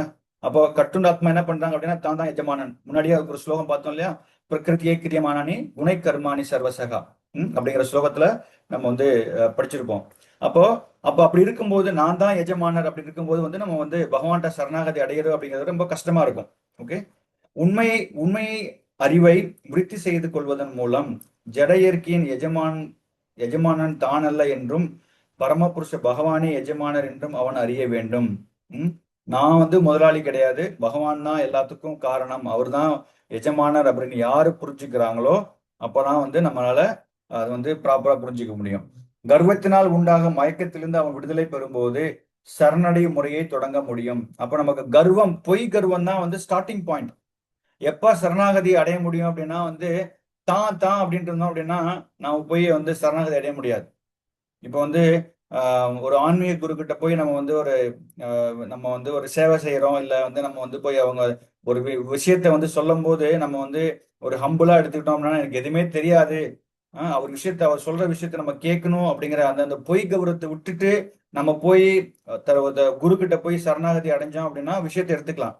அது இட்டு போட்டு வந்து அவரு வந்து என்னை விட நேத்து தான் வந்து சன்னியாசி எடுத்தாரு, இல்ல வந்து எனக்கு அவர்கிட்ட போய் கேட்கறதா, அவர் என்ன குவாலிஃபிகேஷன் இருக்கு, அந்த மாதிரி மென்டாலிட்டி இருந்தது அப்படின்னா, இல்ல நான் வந்து பெரிய ஆள் படிச்சிருக்கேன், நான் டாக்டரா இருக்கேன், நான் பிஹெச்டி பண்ணியிருக்கேன், நான் பெரிய ஆளு, எனக்கு எல்லாமே தெரியும் அப்படிங்கிற அந்த மாதிரி அந்த பொய் கௌரவம் இருந்தது அப்படின்னா நம்மளால போய் சரணாகதி அடைய முடியாது. ஆன்மீக ஞானத்தை வந்து யாரு வந்து ரியலைஸ்டு சோல், பாகவத்துல பிரபுபா சொல்ற பர்பட்ல, ஸோ 3 விதமான மனுஷங்க வந்து இருப்பாங்க. ஒரு தீரானா கம்ப்ளீட்லி சரண்டர் சோல், அவங்களுடைய ஃபோக்கஸே வந்து பகவானுக்கு எப்பவுமே வந்து சேவை பண்ணிட்டு இருக்கிறதா. செல்ஃப் ரியலைஸ்டு சோல், அவங்க வந்து கம்ப்ளீட்லி சரண்டர், அவங்ககிட்ட இருந்து நம்ம வந்து விஷயத்தை எடுத்துக்கணும் நம்ம. அப்போ அந்த மாதிரி வந்து ஒரு சரணாகதி ஒருத்தங்கிட்ட அடையணும் அப்படின்னா நம்ம வந்து இப்ப பௌதிக உலகத்திலேயே ஒருத்தட்ட போய் நம்ம வந்து வேலை செய்யணும் அப்படின்னா கூட அங்க போய் நம்ம ஈகோ பார்த்துட்டு இருந்தோம்னா நம்மளால வந்து அவங்களுக்கு வேலை செய்ய முடியுமா? ஜஸ்ட் மெட்டீரியல் வேலையே பார்த்துக்கலாமே. மெட்டீரியல் வேலையே நம்ம வந்து ஒருத்தங்க கீழே வேலை செய்யறோம், ஒரு ஆஃபீஸ்ல வேலை செய்யறோம், பிரச்சனைகள் இருக்கத்தான் செய்யும். பட் அங்க போய் வந்து நான் பெரிய ஆளு, எங்க அப்பா வந்து பெரிய ஆளுப்பா நான் அப்படின்னு சொல்லிட்டு இருந்தோம் அப்படின்னா வந்து அவன் என்ன பண்ணுவான், நீ வீட்டு விட்டு போப்பா, வேலையை விட்டு போப்பா அப்படின்னு சொல்லிடுவாங்க. ஓகேவா? அந்த பொய் கௌரவம் இருக்கவே கூடாது. எந்த இடத்துக்கு போனாலுமே வந்து நம்மளுடைய வந்த கடமை என்ன அது செஞ்சுட்டு போகணும். அதே மாதிரி பகவான்கிட்ட சரணாகதி அடையணும் அப்படின்னா, ஒரு ஆன்மீக குருகிட்ட சரணாகதி அடையணும் அப்படின்னா நமக்கு வந்து பொய் கௌரவம் இருக்கவே கூடாது. ஓகே, எனக்கு ஒண்ணுமே தெரியாது, குருவோட முன்னாடி எனக்கு எந்த விதமான குவாலிஃபிகேஷனுமே கிடையாது, I'm just nothing in front of Guru மகாராஜுக்கு வந்து நான் ஒரு பூஜ்யமா இருக்கேன், சூன்யமா இருக்கேன், எனக்கு எதுவுமே தெரியாது, நீங்க எனக்கு விஷயத்தை சொல்லிக் கொடுங்க அப்படின்னா பகவான் குரு மகாராஜ் வந்து சொல்லிக் கொடுப்பார். அது மாதிரி வந்து அப்ப அந்த மாதிரி எண்ணங்கள் இருந்தது அப்படின்னா நம்ம ஈஸியா போய் சரணடைறதுக்கு வழியா இருக்கும். அப்ப ஃபர்ஸ்ட் ஸ்டெப் என்னன்னா பொய் அகங்காரம் இருக்கவே கூடாது. ஆனா பொய் அகங்காரம் இருந்ததுன்னா அதுதான் ஸ்டார்டிங் பாயிண்ட். மற்றது எல்லாமே வந்து பொய் அகங்காரம் போயிட்டு அப்படின்னா மற்றது எல்லாமே சீக்கிரம் போயிடும். மற்ற விஷயங்கள் எல்லாமே வந்து இங்க கிருஷ்ணஸ் வந்து மயக்கம், அதெல்லாம் சவரான சங்கம் எல்லாமே போயிடும். அந்த பொய் அகங்காரம் இருக்கிறதுனால தான் நமக்கு என்ன பண்றோம்னா, நான் பெரிய ஆளு, நான் பெரிய டிவோட்டி, நான் வந்து 30 வருஷமா இருக்கேன், 20 வருஷமா இருக்கேன், எனக்கு தெரியாதா? யாராவது வந்து புது டிவோட்டி வந்து கிளாஸ் கொடுத்தா கூட எனக்கு தெரியாதா அவர் என்ன கிளாஸ் தராரு, அந்த மாதிரி நம்ம யோசிப்போம். அந்த மாதிரி மென்டாலிட்டி இருக்கவே கூடாது. அந்த பொய் அகங்காரம் இருக்கவே கூடாது. அதுதான் நமக்கு வந்து ஃபர்ஸ்ட் பாயிண்ட். நம்ம வந்து சரணாகதி அடையறதுக்கு ஃபர்ஸ்ட் பாயிண்ட் அதுதான் இருக்கணும். ஓகே.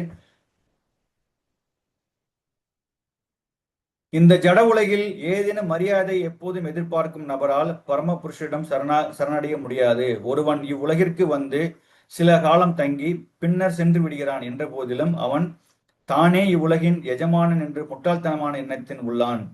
இந்த அறியாமையே கர்வத்திற்கு காரணமாகும். ஸோ இது வந்து பாத்தீங்கன்னா நம்ம வந்து ப்ராக்டிக்கலா பார்க்கணும் எல்லாமே.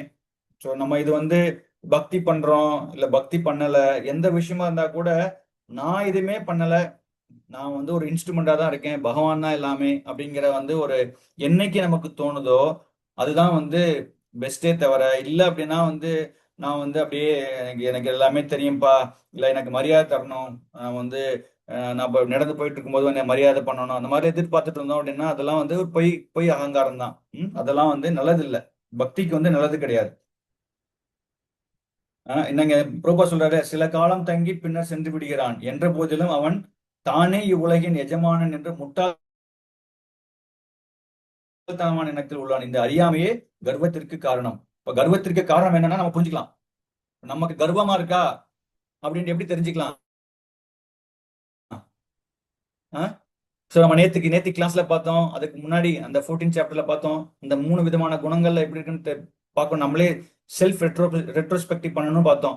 அப்போ நான் கர்வமா இருக்கேனா அப்படின்னா வந்து நான் வந்து ஏதாவது நான் வந்து எதிர்பார்த்து எனக்கு வந்து அவங்க வந்து மரியாதை பண்ணணும் அப்படின்னு எதிர்பார்த்துட்டு இருந்தேன் அப்படின்னா வந்து அப்ப இதெல்லாமே வந்து ஒரு கர்வத்திற்கு காரணம் அப்படின்னு சொல்லி புரிஞ்சுக்கலாம். அப்ப அந்த மாதிரி இருந்ததுன்னா நம்ம சரணாகதி அடைய முடியாது. இவ்வாறு எல்லா விஷயங்களையும் சிக்கலாக்கி அவன் எப்பொழுதும் தொல்லையிலேயே இருக்கிறான். முழு உலகமும் இந்த எண்ணத்தின் கீழ் இயங்குகிறது. இந்த பூமியினை நிலத்தினை மனித சமுதாயத்திற்கு உரியது என்று மக்கள் கருதுகின்றனர். மேலும் இந்த பொய்யான எண்ணத்தின் கீழ் நிலத்தை பாகுபடுத்தி தங்களையே உரிமையாளராக்கி ஆக்குகின்றனர்.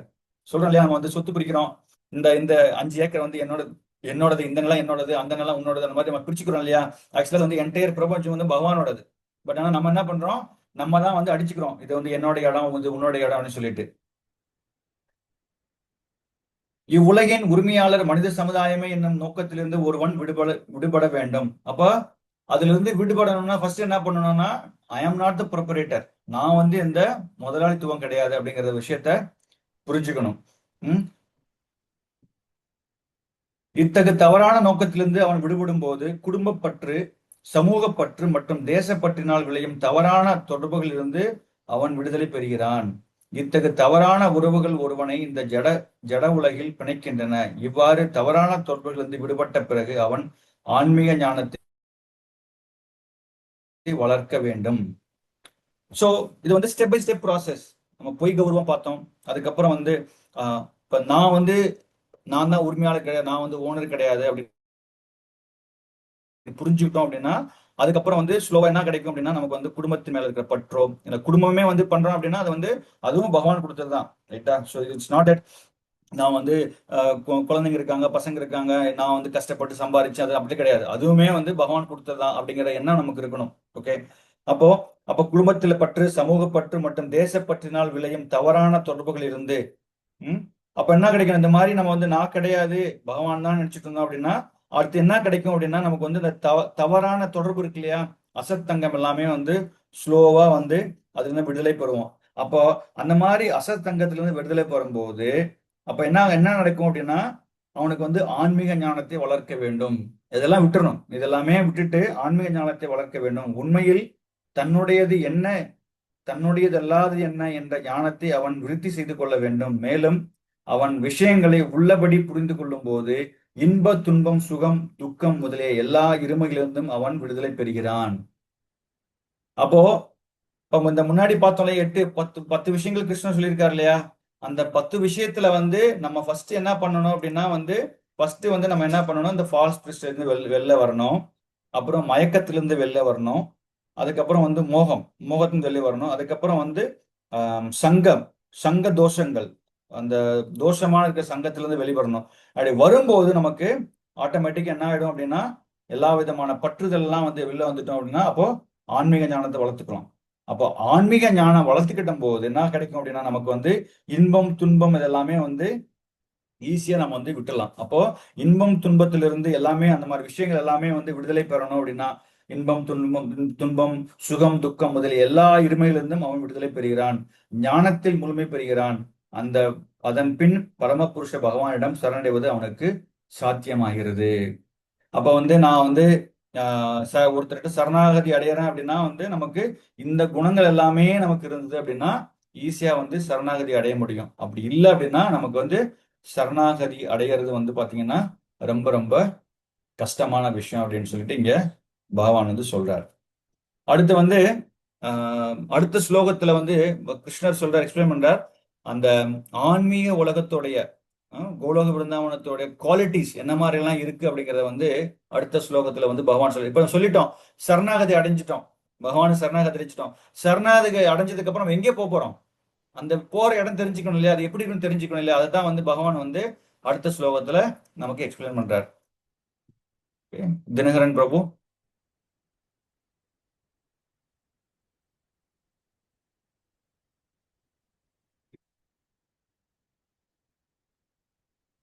ஹரே கிருஷ்ணா. தினகரன் பிரபு போயிட்டீங்களா திருப்பி?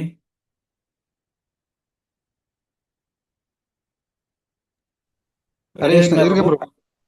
அதான் இருக்கு ஹரே கிருஷ்ணா. ஓகே பிரபு. பிரபு இது சேவையில் இருக்கிறதுனால ஹவுஸ் ப்ரோக்ராம் இது கொஞ்சம் அப்படியே ஷேர் பண்ணிடுறீங்களா பிரபு? ஸ்க்ரீன் அதிலே படிச்சுக்கிறேன். ஓகே.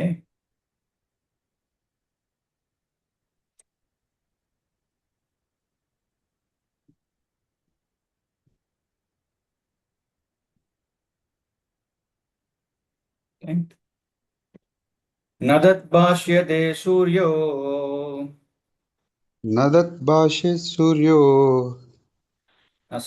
நசாங்கோ ந பாவகா நசாங்கோ பாவக் ந பாவகா யத கத்வா ந நிவர்த்தந்தே யத கத்வா ந நிவர்த்தந்தே தத்தாமம் பரமம் மம. தத்தாமம் பரமம் மம. இதை நீங்க மெமரைஸ் பண்ணணும்னு நினைக்கிறேன் இந்த ஸ்லோகத்தை. நதத் பாஷ்யதே சூர்யோ நதத் பாஷ்யதே சூர்யோ நசசாங்கோ ந பாவகா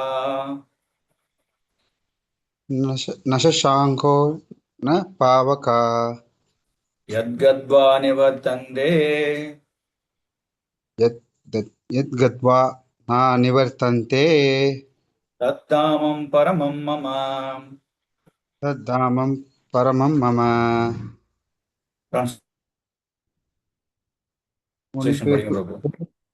மொழிபெயர்ப்பு வழங்கிய ஆசா பக்தி வேதாந்த சுவாமி ஸ்ரீல பிரபுபாதிக்கு ஜெய். எனது அந்த பரம வாசத்தலமான சூரியனோ சந்திரனோ நெருப்பினாலோ மின்சாரத்தினாலோ ஒளி ஊட்டப்படுவதில்லை. அதனை அடைபவர்கள் ஒருபோதும் இந்த ஜட உலகிற்கு மீண்டும் திரும்புவதில்லை. ஹரே கிருஷ்ண பிரபு. ஹரே கிருஷ்ணா. சோ இங்க வந்து பகவான் என்ன சொல்றாரு, அப்போ நம்ம வந்து முன்னாடி ஸ்லோகத்துல பார்த்தோம் பகவான்கிட்ட சரணடைறது ஈஸியான்னு சொல்லலாம். சரணடைஞ்சதுக்கு அப்புறம் நம்ம எங்க எந்த இடத்துக்கு போறோம்னு தெரிஞ்சுக்கணும் இல்லையா, அதுதான் இங்க சொல்றார். அப்போ நதத் பாஷ்யதே சூர்யோ, அப்போ அந்த வந்து பாத்தீங்க அப்படின்னா அந்த வாசஸ்தலம், பகவானுடைய வாசஸ்தலம் எப்படி இருக்கு அப்படின்னா சூரியனாலேயோ, அதாவது வந்து சூர்யா அப்படின்னா சூர்யா, சசாங்க அப்படின்னா வந்து சந்திரன். நதத் பாஷ்யத்தே சூரியோ, சூரியனாலேயோ, நானா இல்ல, சசாங்கோ அப்படின்னா வந்து சந்திரன், சந்திரனாலேயோ இல்ல என்ன சொல்றாரு நெருப்பினால, நெருப்புனாலையும் இல்லைன்னு சொல்றாரு. நெருப்பு அப்படின்னா இங்க பாவகா அப்படின்னா வந்து நெருப்பு, நெருப்புனாலேயோ, அப்போ நெருப்பினாலேயோ மின்சாரத்தினாலோ ஒளியூட்டப்படுவது இல்லை. அந்த இடம் வந்து எப்படி இருக்கு, பகவானுடைய லோகம் வந்து தன்னுடைய செல்ஃப் எஃப்லிஜென்ஸ்ல, பகவானுடைய செல்ஃப் எஃப்லிஜென்ஸ்ல வந்து என்டையர் பிரபஞ்சமே வந்து ஆன்மீக உலகமே வந்து ஒளியூட்டப்படுது. அதனை அடைபவர்கள் அதுக்கு என்ன ரிசல்ட் அப்படின்னா, அங்க பகவான் லோகத்துக்கு அடைஞ்சிட்டோம் அப்படின்னா நம்ம திருப்பி வந்து தத்தாமம் பரமம் மம வந்துட்டோம், அங்க போயிட்டோம் அப்படின்னா திரும்பவும் இங்க வருவதில்லை. மம அப்படின்னா என்னோட லோகத்துக்கு வந்துட்டோம் அப்படின்னா திரும்பவும் வந்து இந்த ஜட உலகத்துக்கு திரும்பி வருவதில்லை அப்படின்னு சொல்லிட்டு பகவான் சொல்றார். புருஷோத்தமரான முழுமுதற் கடவுள் கிருஷ்ணரின் வாசஸ்தலம் கிருஷ்ணலோகம் என்றும் கோலோக விருந்தாவனம் என்றும் அறியப்படுகிறது.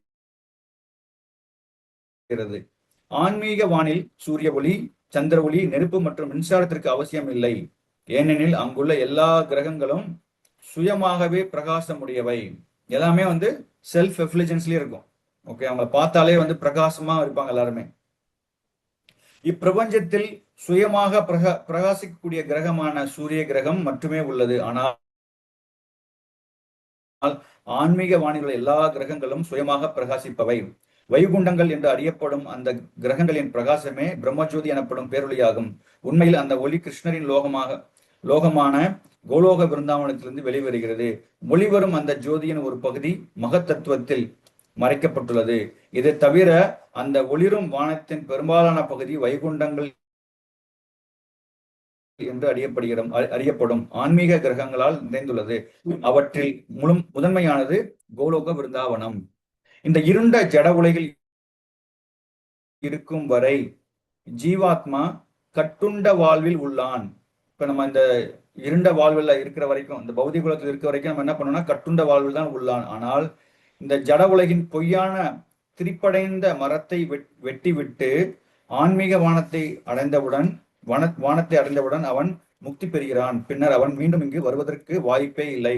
கட்டுண்ட வாழ்வில் உயிர் வாழி தன்னை இந்த ஜட உலகின் எஜமானாக கருதுகிறான். ஆனால் முக்தி பெற்ற நிலையிலோ அவன் ஆன்மீக ராஜ்யத்தில் நுழைந்த பரம புருஷருடன் உறவு கொள்கிறான். அங்கே அவன் நித்தியமானவன், நித்தியம், ஆனந்தம், நித்தியமான வாழ்வு மற்றும் நித்தியமான ஞானத்தை அனுபவிக்கிறான். இத்தகவலை கேட்டு ஒருவன் கவரப்பட வேண்டும். அந்த நித்திய உலகத்திற்கு தன்னை மாற்றிக்கொள்ளவும் உண்மையின் இந்த பொய்யான பிம்பத்திலிருந்து தன்னை விடுவித்துக் கொள்ளவும் அவன் ஆர்வத்துடன் இருக்க வேண்டும். இந்த ஜட உலகில் மிகுந்த பற்று கொண்டிருப்பவனுக்கு அந்த பற்றுதலை தூண்டினால் மிகவும் கடினம். ஆனால் அவன் கிருஷ்ண உணர்வை மேற்கொண்டால் படிப்படியாக பற்றின்மை அடைவதற்கு வாய்ப்பு உள்ளது. அதை புரிஞ்சுக்கலாம் இல்லையா? நமக்கு வந்து இப்போ பௌதீக உலகத்துல எனக்கு பற்றுதல் அதிகமா இருக்கு. அந்த பற்றுதலை வந்து திருப்பி அந்த பற்றுதலை நான் வந்து அதுக்கு எண்ணெய் போட்டு நான் வந்து அப்படியே திருவிட்டே இருந்தேன்னா அந்த பற்றுதல் அதிகமாயிட்டே இருக்கும். பட் எப்போ வந்து நமக்கு வந்து அந்த கிருஷ்ண உணர்வு நம்ம கொடுத்துட்டோம் அப்படின்னா, அவங்களுக்கு வந்து கிருஷ்ண உணர்வு கொடுத்துட்டோம் அப்படின்னா ஆட்டோமேட்டிக்கா அந்த பற்றுதல் இருந்து நமக்கு வந்து படிப்படியாக முன்னேறதுக்கு வாய்ப்புகள் இருக்கு அப்படின்னு சொல்லிட்டு இங்க பிரபுபா சொல்றார்.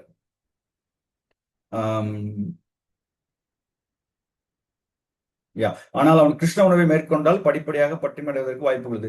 கிருஷ்ண உணர்வில் இருக்கும் பக்தர்களுடன் அவன் தொடர்பு கொள்ள வேண்டும். கிருஷ்ண உணர்விற்கான அர்ப்பணிக்கப்பட்ட ஒரு இயக்கத்தை தேடி பக்தி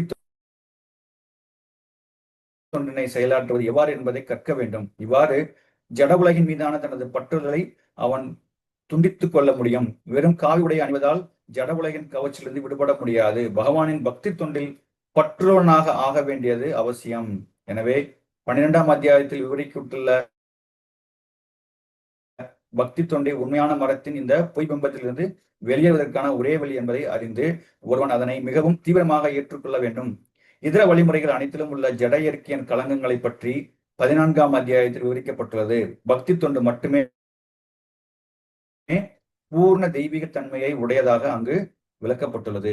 அப்போ நம்ம வந்து இங்க பிரபுபா சொல்றார், நம்ம வந்து நான் சும்மா காவி வேஷ்டியை போட்டுட்டு நானும் நாமத்தை போட்டுக்கிட்டு நான் வந்து ஒரு சேஃப்ரான் போட்டுக்கிட்டு போனேன் அப்படின்னா வந்து அது வந்து நான் பக்திமான்னு காமிச்சிக்க முடியாது. நம்மளுடைய எல்லா விதமான அங்கங்களுமே வந்து தூய்மைப்படுத்தணும், ரைட்டா? அதனால வந்து நமக்கு வந்து பக்தர்களை தேடி பக்தர்களோட சங்கத்துல நம்ம வந்து கிருஷ்ண பக்தியை பிராக்டிஸ் பண்ணும் போது நம்ம வந்து அந்த பகவானை வந்து ஈஸியா புரிஞ்சுக்கலாம் அப்படின்ட்டு இங்க சொல்றார். பரமம் மம என்னும் சொற்கள் இங்கு மிகவும் முக்கியமானவை. உண்மையில் ஒவ்வொரு மூளை முடுக்கும் பரம புருஷனுடைய சொத்தாகும். ஆனால் ஆன்மீக உலகம் பரமமானது, 6 வைபவங்களை பூர்ணமாக கொண்டது. ஆன்மீக உலகில் சூரிய ஒளி, சந்திர ஒளி அல்லது நட்சத்திரங்களின் அவசியம் இல்லை. நா தத்ர சூரியதோ பாதித்த சந்திர தாரகம் என்ற கடவுபனிஷத்திலும் கூறப்பட்டுள்ளது. ஏனெனில் ஆன்மீக வெளி முழுவதும் பரமபுருஷரின் அந்தரங்க சக்தியினால் பிரகாசப்படுத்தப்பட்டுள்ளது. சரணடைவதால் மட்டுமே அந்த பரம வாசத்தலத்தை அடையப்படக்கூடியது, வேறு வழிகளில் அல்ல. ஸோ பகவான்கிட்ட போகணும் அப்படின்னா நம்ம வந்து வேற எந்த உபாயமும் கிடையாது. நம்ம சொல்றோம் இல்லையா, இந்த கலியுகத்துல இருந்து நமக்கு வந்து நம்ம வந்து அந்த சச்சரவு நிகழ்ந்த கலியுகத்துல ஹரிநாமத்தை தவிர வேற வழி இல்லை, வேற வழி இல்லை, வேற வழின்னு சொல்ற மாதிரி ஆன்மீக உலகத்துக்கு போகணும் அப்படின்னா பகவான்கிட்ட சரணடைஞ்சு பகவானுக்கு பக்தி பண்ணாத வரைக்கும் நம்ம வந்து பகவான் லோகத்துக்கு போக முடியாது. இப்போ பகவான் லோகத்துக்கு போகணும் அப்படின்னா எதுக்காக போகணும் அப்படின்னா நம்ம முன்னாடியே பார்த்தோம். அங்க போனோம்னா தத்தாமம் பரமம், அங்க போயிட்டோம்னா யத்கத்வா நிவர்த்தந்தே, அங்க போயிட்டோம்னா திருப்பி வரமாட்டோம். அந்த திருப்பி இந்த பூலோகத்துக்கு திருப்பி வரமாட்டோம். ஓகே, அதனை அடைபவர்களான ஒருபோதும் ஜட உலகத்திற்கு திருப்பி வருவதில்லை. யத்கத்வா அப்படின்னா வந்து அங்க போயிட்டோம் அப்படின்னா வந்து நிவர்த்தந்தே, அவர்கள் வந்து திருப்பி வருவது கிடையாது. நான் நிவர்த்தந்தே, திரும்பவும் வந்து இந்த உலகத்துக்கு வர்றதில்லை அப்படிங்கிறார். இப்போ அதனால வந்து அதை வந்து புரிஞ்சுக்கணும் நம்ம.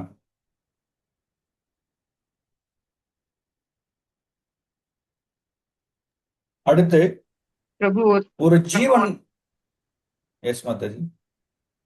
அந்த மகா தத்துவான்னு ஒண்ணு போட்டிருக்கல பிரபு, அந்த இது புரியல பிரபு, அந்த லைன் மட்டும் ஃபர்ஸ்ட் பேரால. மகா தத்துவ தான் மாதாஜி எல்லாமே வந்து இங்க ஃபர்ஸ்ட் பரம புருஷ புருஷோத்தம முழுமுதற் கடவுள் கிருஷ்ணரின் வாசத்துல இருந்து வரைக்கும் இங்க ஆன்மீக உலகம் கிருஷ்ண உலகம் கீழே இந்த கிரகம் கீழ இருந்து 4வது லைன்ல இருக்கு, 5வது லைன்ல.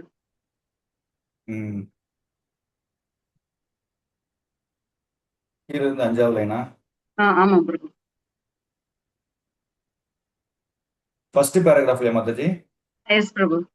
கிருஷ்ணரி அந்த ஒரு ஒளி கிருஷ்ணரின் லோகமாக கோலோக வந்தாமத்து வெளிவருகிறது. ஒளிரும் அந்த ஜோதியின் ஒரு பகுதி மகத்தத்துவம்னா அது வந்து மெட்டீரியல் கிரியேஷன் மாதாஜி. நம்ம வந்து 14 சாப்டர்ல வந்து உங்களுக்கு ஒரு கொஸ்டின் இருக்கு. ஓகே, அதுல வந்து உங்களுக்கு வந்து என்ன சொல்லப்பட்டிருக்குன்னா மகத்தத்துவம் அப்படின்னா வந்து இங்க அந்த கொஸ்டின் வந்து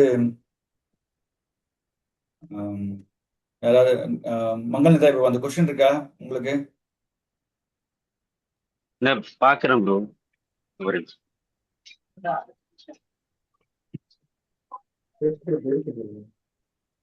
4வது கொஸ்டின் ப்ரோ. அத்தியாயம் 14ல 4வது கொஸ்டின். அதாவது வந்து 14 சாப்டர்ல 3வது ஸ்லோகத்துல வந்து பார்த்தோம் அப்படின்னா அந்த மகத்தத்துவத்தை பத்தி பிரபுபாத் எக்ஸ்பிளைன் பண்ணியிருப்பார். ஆமா, டோட்டல் மெட்டீரியல் சப்ஸ்டன்ஸ் இருக்கு இல்லையா, அது எல்லாமே மகத்தத்துவம் சொல்லப்படுது மாதாஜி. அவங்க அந்த 4 கொஸ்டின் அந்த உங்களுக்கு ரிவைஸ் பண்றேன் நான், சரியா? இருக்கு பிரபு, இருக்கு பிரபு.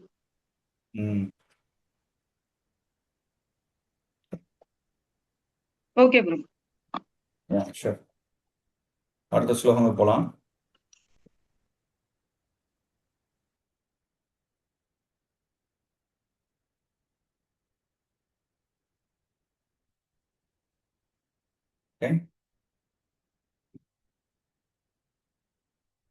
முகுந்த பிரேம பிரபு, அடுத்த ஸ்லோகம். ஹரே கிருஷ்ணா பிரபு.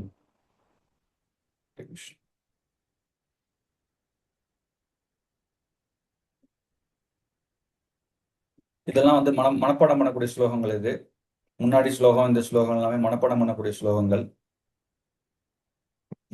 நான் கொடுத்துருக்காங்க இல்லையா அந்த 14 சாப்டர்ல 7-15 இது வந்து ஆமா, இது வந்து மனப்பாடம் பண்ணது. ஓகே, அந்த முன்னாடி இருக்கிறதும் நீங்க ஞாபகம் வச்சுக்கணும். ஏன்னா அது வந்து மனப்பாடம் பண்ணாட்டி கூட இது வந்து முக்கியமான ஸ்லோகங்கள். நான் நீங்க வந்து இப்ப பிரச்சாரம் போறீங்க, எங்கேயாவது நீங்க கிளாஸ் தரீங்க அப்படின்னா இப்ப சொல்லலாம் தத்தாமம் பரமமா அதத் பாஷ்யதே சூரியோ, வந்து பகவானுடைய லோகம் வந்து சூரியனாலேயோ நசசிங்கோ பாவகா, அங்க வந்து சசாங்கோ அப்படின்னா வந்து சந்திரன், சூரியனோ சூரியன், பாவகா அப்படின்னா வந்து நமக்கு வந்து நெருப்பு, அது எல்லாமே கிடையாது அப்படின்னு சொல்லி நம்ம வந்து சொல்றதுக்கு வசதியா இருக்கும். அந்த ஸ்லோகத்தையும் நீங்க முடிஞ்ச அளவுக்கு நீங்க மனப்பாடம் பண்ணி வச்சுக்கோங்க. பட் ஆனால் இந்த எக்ஸாம் பெர்ஸ்பெக்டிவ்ல வந்து உங்களுக்கு இந்த ஸ்லோகம் 7வது ஸ்லோகம் தான் மெமரைஸ் பண்ணணும். பட் அதுவும் ஈஸியா இருக்கிறனால நீங்க மனப்பாடம் பண்ணி வச்சுக்கலாம்.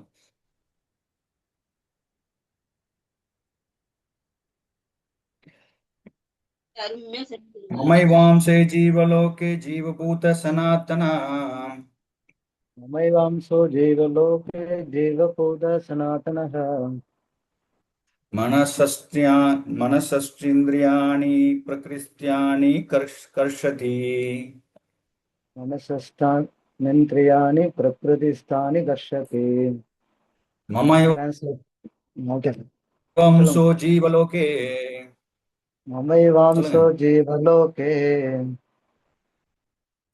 ஜீவபூத சனாதனः जीवभूत सनातनः मनसस्त्रिन्द्रियाणि मनसष्टानीन्द्रियाणि प्रकृति शान्ति कर्षति प्रकृतिस्थानि कर्षति प्रकृतिस्थानि कर्षति ममैवांसे जीवलोके जीवभूत ममै- सनातनः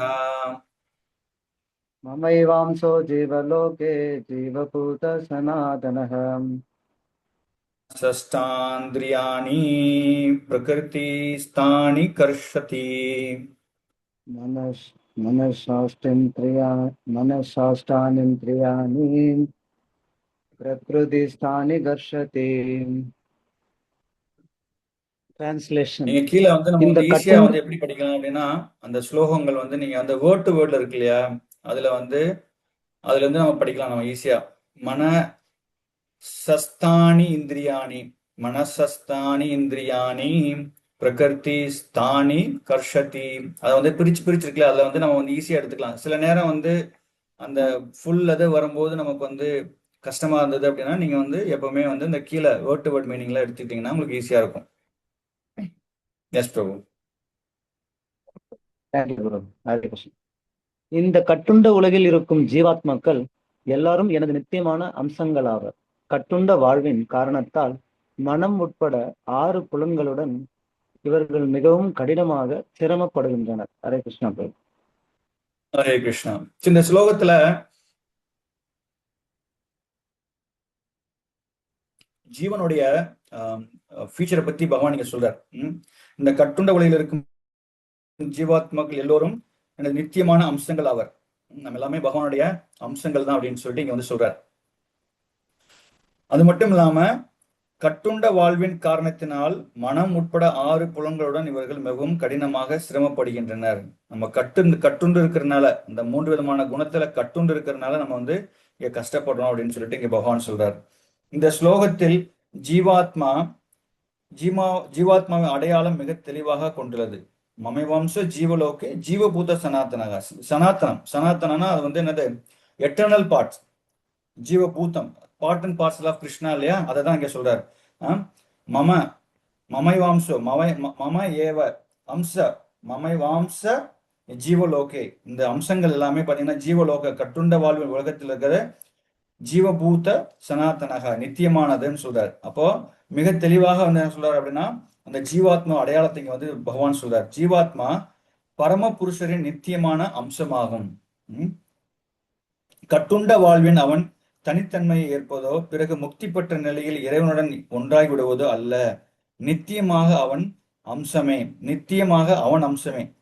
நம்ம நினைச்சிட்டு இருக்கலாம் நம்ம வந்து இந்த பௌதீக உலகத்துல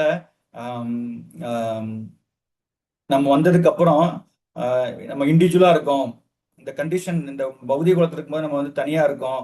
பகவான் நம்ம லிபரேட் ஆனதுக்கு அப்புறம் நம்ம முக்தி பெற்றதுக்கு அப்புறம் பகவானோட ஒன்றாயிடுவோம், ஒன்றா போய் நம்ம மெர்ஜ் ஆயிடுவோம். அந்த மாதிரி கிடையாது. அதுதான் தப்பு. ஓகே, இங்க என்ன சொல்லப்பட்டிருக்குன்னா நித்தியமாக அவன் அம்சமே சனாதனா என்றும் தெளிவாக கொடுக்கப்பட்டுள்ளது. வேத கருத்துப்படி பரமபுருஷ பகவான் எண்ணற்ற ரூபங்களில் தன்னை விரிவுபடுத்தி தோற்றமளிக்கின்றார். இவற்றில் முதல் நிலை விரிவுகள் விஷ்ணு தத்துவம் என்றும் 2ஆம் நிலை விரிவுகள் ஜீவ தத்துவம் என்றும் அறியப்படுகின்றனர். வேறு விதமாக கூறினால் விஷ்ணு தத்துவங்கள் சுய அம்சங்கள் என்றும் ஜீவாத்மாக்கள் பின்ன அம்சங்கள் என்றும் கூறப்படுகின்றனர். பகவான் ராமர், நரசிம்மதேவர், விஷ்ணுமூர்த்தி மற்றும் வைகுண்ட லோகங்களில் வீற்றிருக்கும் எண்ணற்ற உருவில் பகவான் தனது சுய விரிவுகளின் மூலம் தோன்றுகிறார். ஜீவாத்மாக்கள் எனப்படும் பின்ன பிரிவுகள் அவரது நித்தியமான தொண்டர்கள். பரமபுருஷ பகவானின் சுய பிரிவுகள் ஒவ்வொருவருக்கும் எப்பொழுதும் தனித்தன்மை இருக்கிறது. அதுபோல பின்ன விரிவுகளான ஜீவாத்மாக்களுக்கும் தங்களுக்கென்று தனித்தன்மை உடையவர்களாக இருக்கின்றனர். பரமபுருஷரின் அம்சங்கள் என்பதால் ஜீவாத்மாக்கள் அவரின் குணங்களிலும் பங்குடையவர்களாக உள்ளனர். அத்தகைய குணங்களில் சுதந்திரமும் ஒன்று.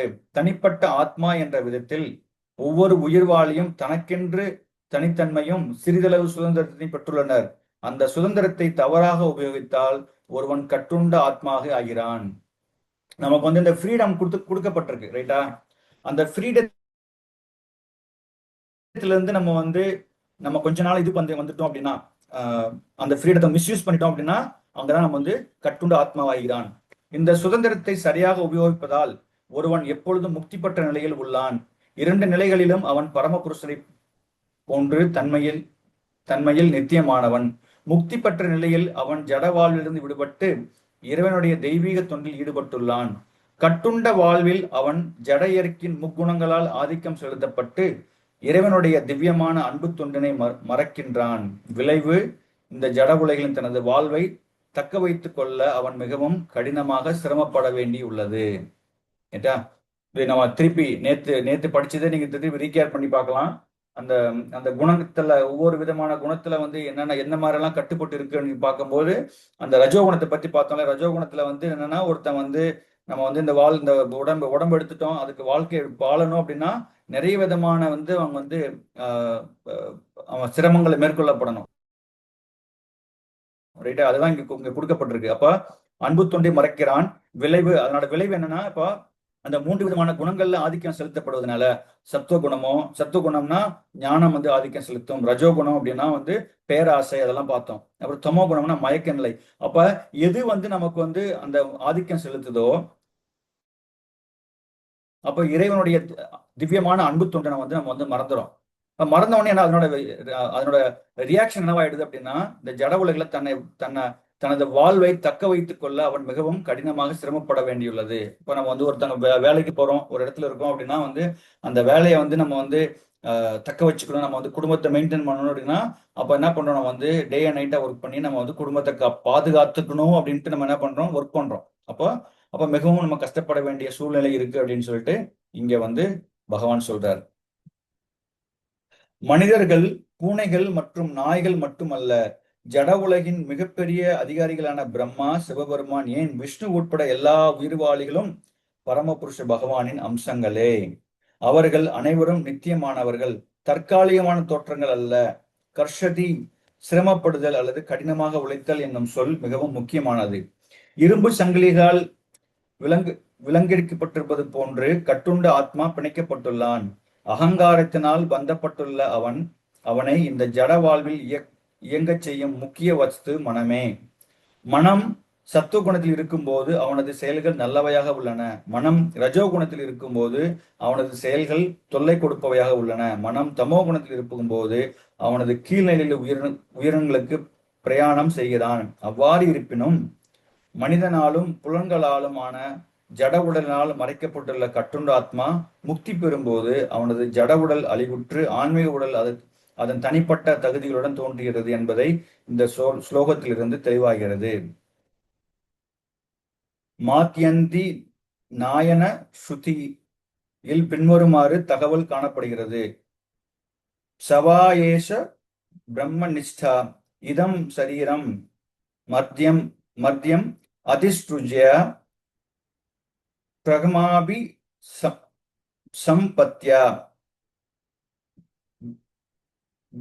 பிரக்மணா பஷ்யந்தி பிராமணா விருஷ்ணோதி பிராமணை வேதம் சர்வம் அனுபதி இங்கு கூறப்பட்டுள்ளது. என்னவெனில், உயிர்வாழி இந்த பௌதிக பந்தத்தை கைவிட்டு ஆன்மீக உலகில் நுழையும் போது அவன் தனது ஆன்மீக உடலை மீண்டும் பெறுகிறான். மேலும் அவன் தனது ஆன்மீக உடலில் புருஷோத்தமரான முழுமுதற் கடவுளை நேருக்கு நேர் காண முடியும். நேருக்கு நேராக அவரிடம் பேசவும் அவரிடம் கேட்கவும் அவரை உள்ளபடியே புரிந்து கொள்ளவும் அவனால் முடியும். ஸ்மிருத்திலிருந்து இதனை புரிந்து கொள்ள முடியும். வசந்தி யத்ர புருஷா சர்வே வைகுண்ட மூர்த்தையா. ஆன்மீக உலகங்களில் வாழும் ஒவ்வொருவரும் புருஷோத்தமரான முழுமுதற் கடவுளை போன்ற உடல்களை வாழ்கின்றனர். இப்போ பகவான் லோகத்துக்கு போயிட்டோம்னா நமக்கு என்ன மாதிரி உடல் கிடைக்கும் அப்படின்னா வந்து பகவான் எப்படி இருக்காரோ அதே ரூபம் தான் நமக்கு கிடைக்கும் அப்படின்ட்டு சொல்லப்பட்டிருக்கு. உடல் அமைப்பை பொறுத்தவரை அம்சங்களான ஜீவாத்மாக்களுக்கும் விஷ்ணுமூர்த்திக்கும் விரிவுகளுக்கும் எந்த வேறுபாடும் இல்லை. வேறு விதமாக கூறினால் புருஷோத்தமனான முழுமுதற் கடவுளின் கருணையினால் முக்தியின் போது உயிர் வாழி ஆன்மீக உடலை பெறுகிறான். அது எப்படி கிடைக்குது? நான் வந்து பக்தி பண்றதுனால கிடைக்கல.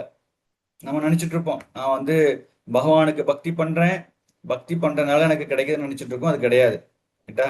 அது வந்து என்ன கிடைக்குது அப்படின்னா அது வந்து பகவானோட கருணையினாலதான் கிடைக்குது நமக்கு.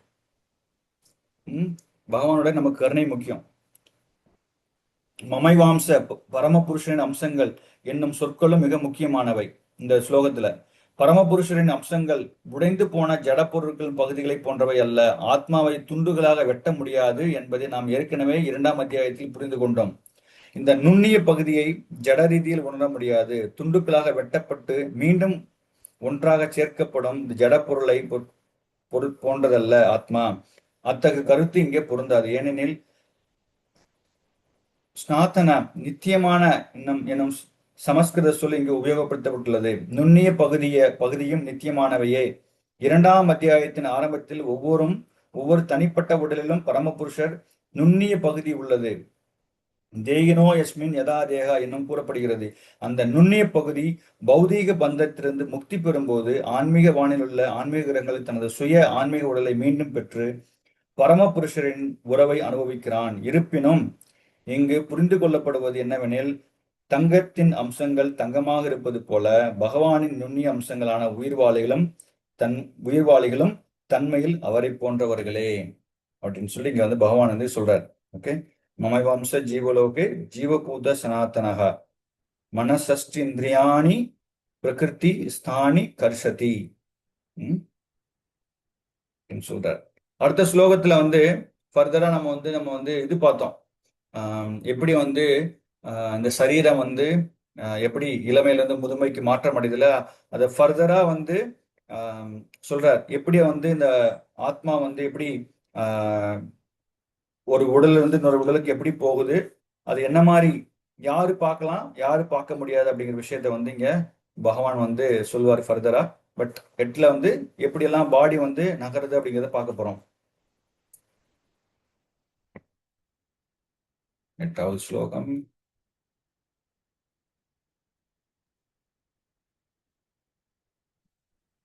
நேத்து யாரு தினகர் பிரபு படிச்சுட்டாரு,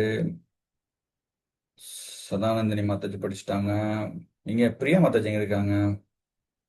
ப்ரோ நான் இன்னொரு ஸ்லோகம் கூட படிக்கிறேன் ப்ரோ, நேற்றும் படிக்கல. நேற்று சர்வீஸ். ஒவ்வொருத்தருக்கும் ஒவ்வொரு சான்ஸ். ஓ சரி சரி. பிரியா மாதாஜி எங்க இருக்காங்க? பிரபா அடுத்த ஸ்லோகம் நீங்க. இருக்கேன் பிரபு. ஓகே மாதாஜி. 8வது ஸ்லோகம்.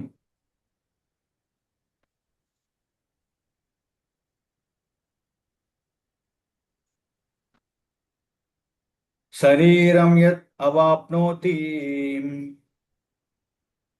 ஷரீரம் யத் அவாப்னோதி யச்சாப்யுத்க்ராமத்தீஸ்வரா யதாப்யோ ராம ஈஸ்வரः கிரஹீத் வைத்தானி சம்யாதி க்ருஹித் வைதானி சம்யாதி வாயுர்கந்தான் இவாசயாத் வாயுர்கந்தான் இவாஷயாத். மொழிபெயர்ப்பு படிக்க பிரபு. படிங்க மாதாஜி. மொழிபெயர்ப்பு.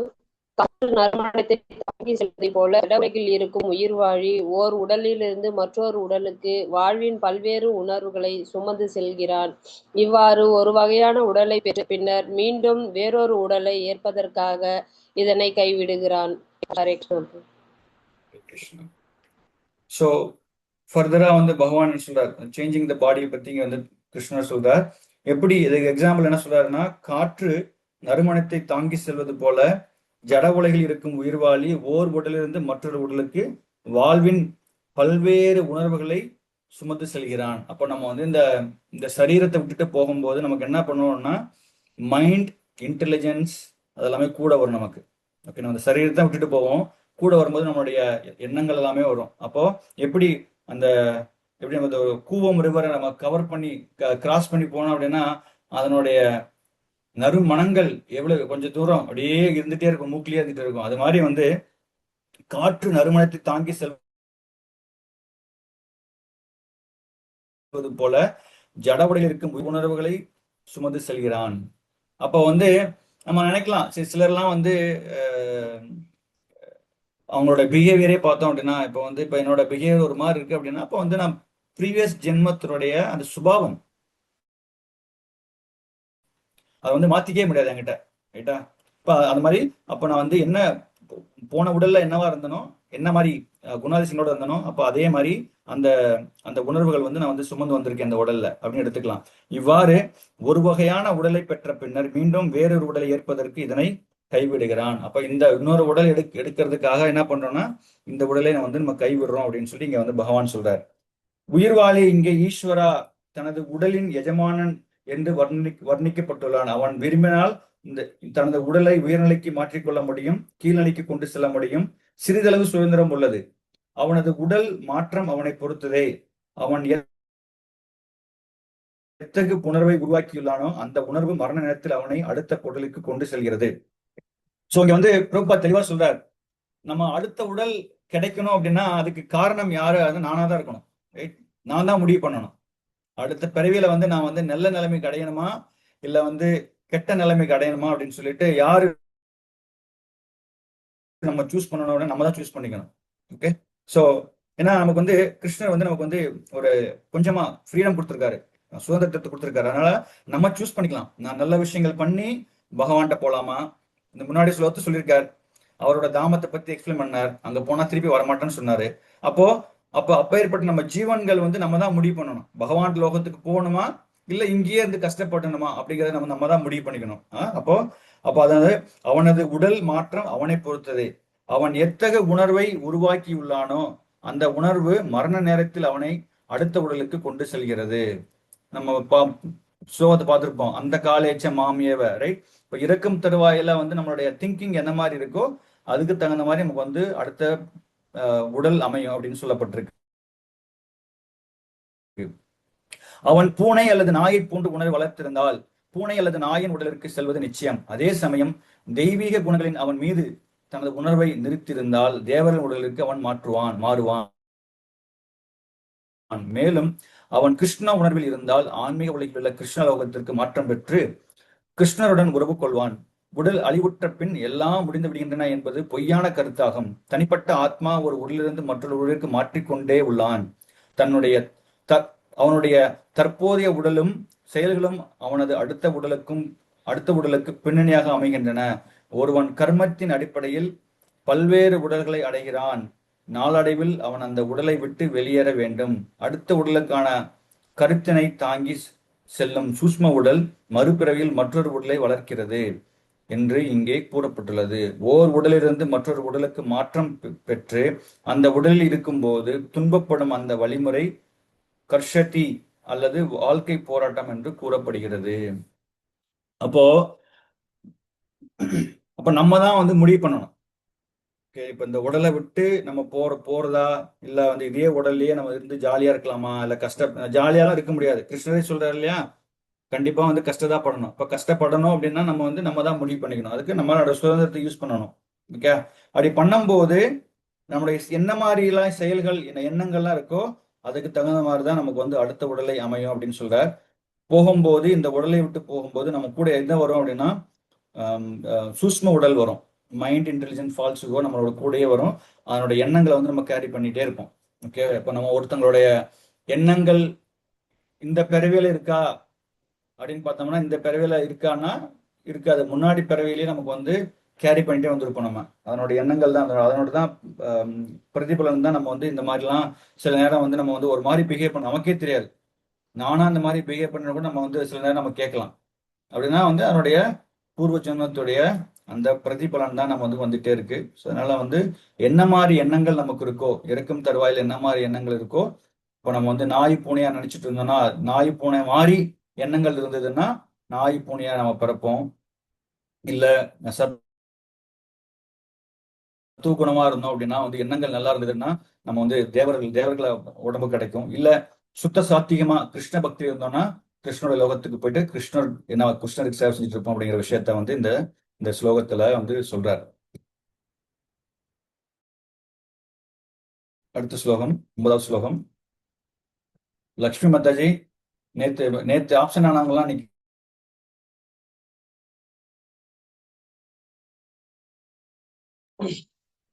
ஹரே கிருஷ்ண பிரபு. கொஞ்சம் படிங்க. இருக்கீங்களா மாதாஜி? இருக்கீங்களா? படிக்க முடியுமா? படிக்கலாம் பிரபு. எஸ் பிரபு. ஓகே பிரபு, ஹரிபோல். ரெண்டு பேரும் வந்து சூப்பர் டிவோட்டிஸ். ஹரி ஹரி.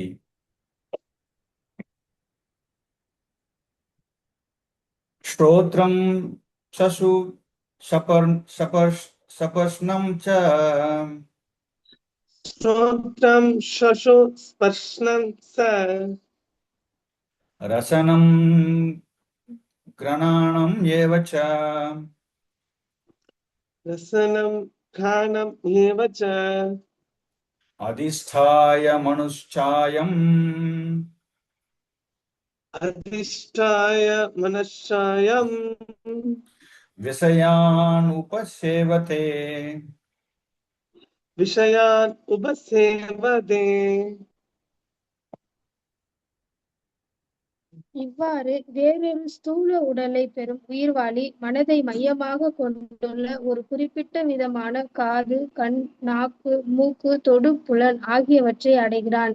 இதன் மூலம் குறிப்பிட்ட புலனின்ப விஷயங்களை அவன் அனுபவிக்கிறான்.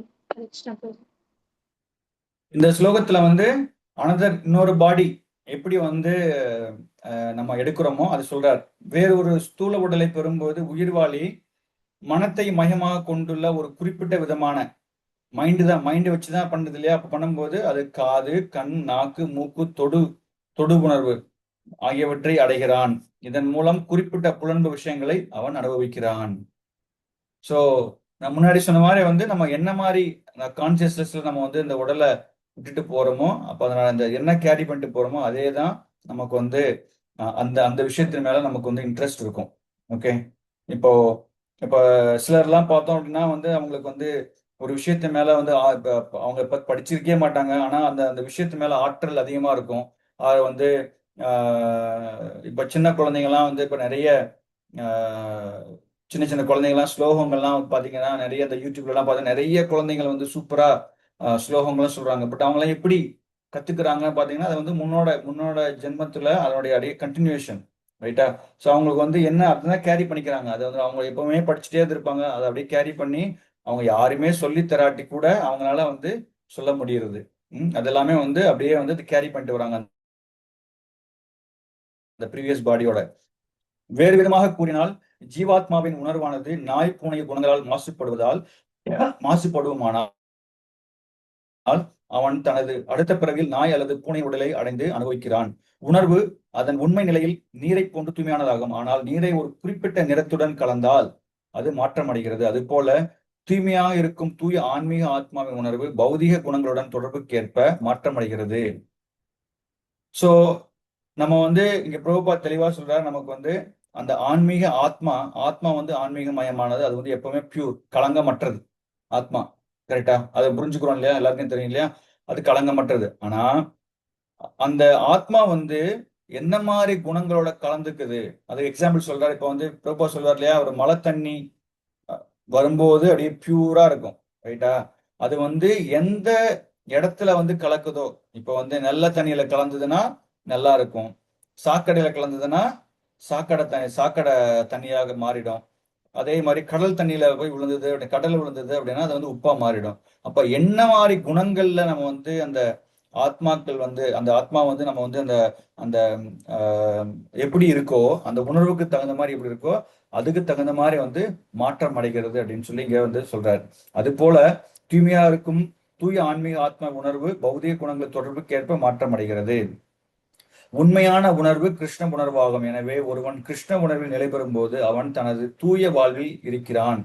ஆனால் அவனது உணர்வு ஏதேனும் பௌதீக எண்ணங்களால் கலங்கமுறும் போது அடுத்த பிறவியில் அவன் அதற்கேற்ற உடலை அடைகிறான். மீண்டும் மனித உடலையே அவன் அடைவான் என்பது நிச்சயம் அல்ல. நாய், பூனை, பன்றி, தேவர் அல்லது 84 லட்சம் வகையான உயிரினங்களில் ஏதேனும் ஒன்றை அவன் பெறலாம். அப்போ நம்மளோட கான்சியஸ்னஸ் வந்து என்ன பண்ணிக்கணும் அப்படின்னா வந்து நம்மளோட பியூரிஃபை பண்ணிக்கணும். அதான் இம்பார்ட்டண்டான விஷயம். அது இல்லை அப்படின்னா நம்ம வந்து கான்சியஸ்னஸ் பியூரிஃபை பண்ணிக்கல அப்படின்னா நம்ம வந்து சொல்றோம் இல்லையா, நாய் பூனை மாதிரி நம்ம வந்து வாழ்க்கை வாழ்ந்தோம் அப்படின்னா திருப்பி வந்து பகவானே சொல்றார் நமக்கு வந்து நாய் பூனை மாதிரி உடல் தான் நமக்கு கிடைக்கும். ஓகே, அதனால வந்து நம்மளுடைய கிருஷ்ண உணர்வை வளர்த்துக்கிட்டோம் அப்படின்னா கிருஷ்ணர் பக்தி பண்ணி பகவானுக்கு சரணாகதி அடைஞ்சு அந்த மாதிரி பண்ணிட்டு இருந்தோம் அப்படின்னா அப்ப கிருஷ்ண உணர்வுலயே இருந்தோம் அப்படின்னா நம்ம வந்து பகவான் லோகத்தை அடைவோம். அதுதான் வந்து இங்க வந்து பகவான் இங்க கிருஷ்ணர் வந்து சொல்றார். ஓகே, அடுத்த ஸ்லோகம் பார்க்கலாம்.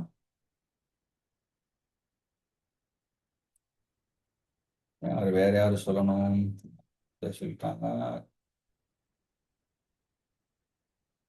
ரத்னா மாதாஜி, நேற்று நீங்க வாய்ஸ் மெசேஜ் கேட்டேன், உங்களுக்கு படிக்க முடியுமா இல்ல உங்களுக்கு கஷ்டமா இருக்கா மாதிரி உட்கார்றதுக்கு? இல்ல படிக்கிறேங்க பிரபு. இல்ல 2 மணி நேரம் கண்டினியூஸா உட்கார முடியல, அதான் சொன்னாங்க பிரபு. நான் படிக்கிறேங்க பிரபு. படிக்கலாம். ஓகே,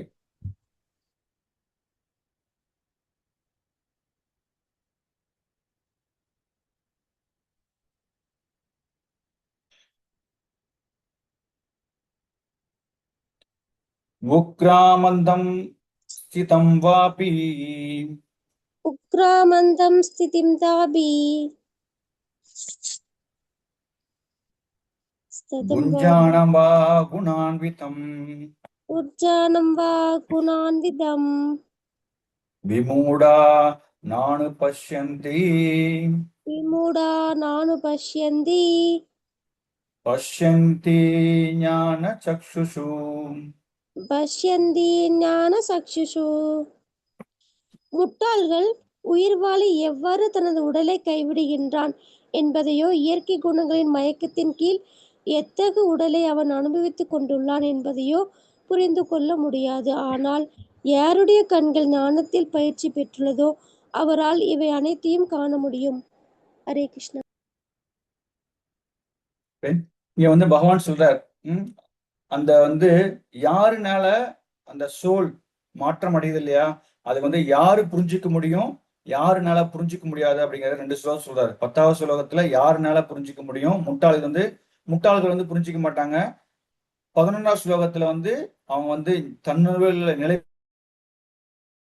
பெற்றவன் வந்து அவன் வந்து சில விஷயங்களை புரிஞ்சுக்குவான் அப்படின்னு சொல்லி இங்க சொல்றாரு.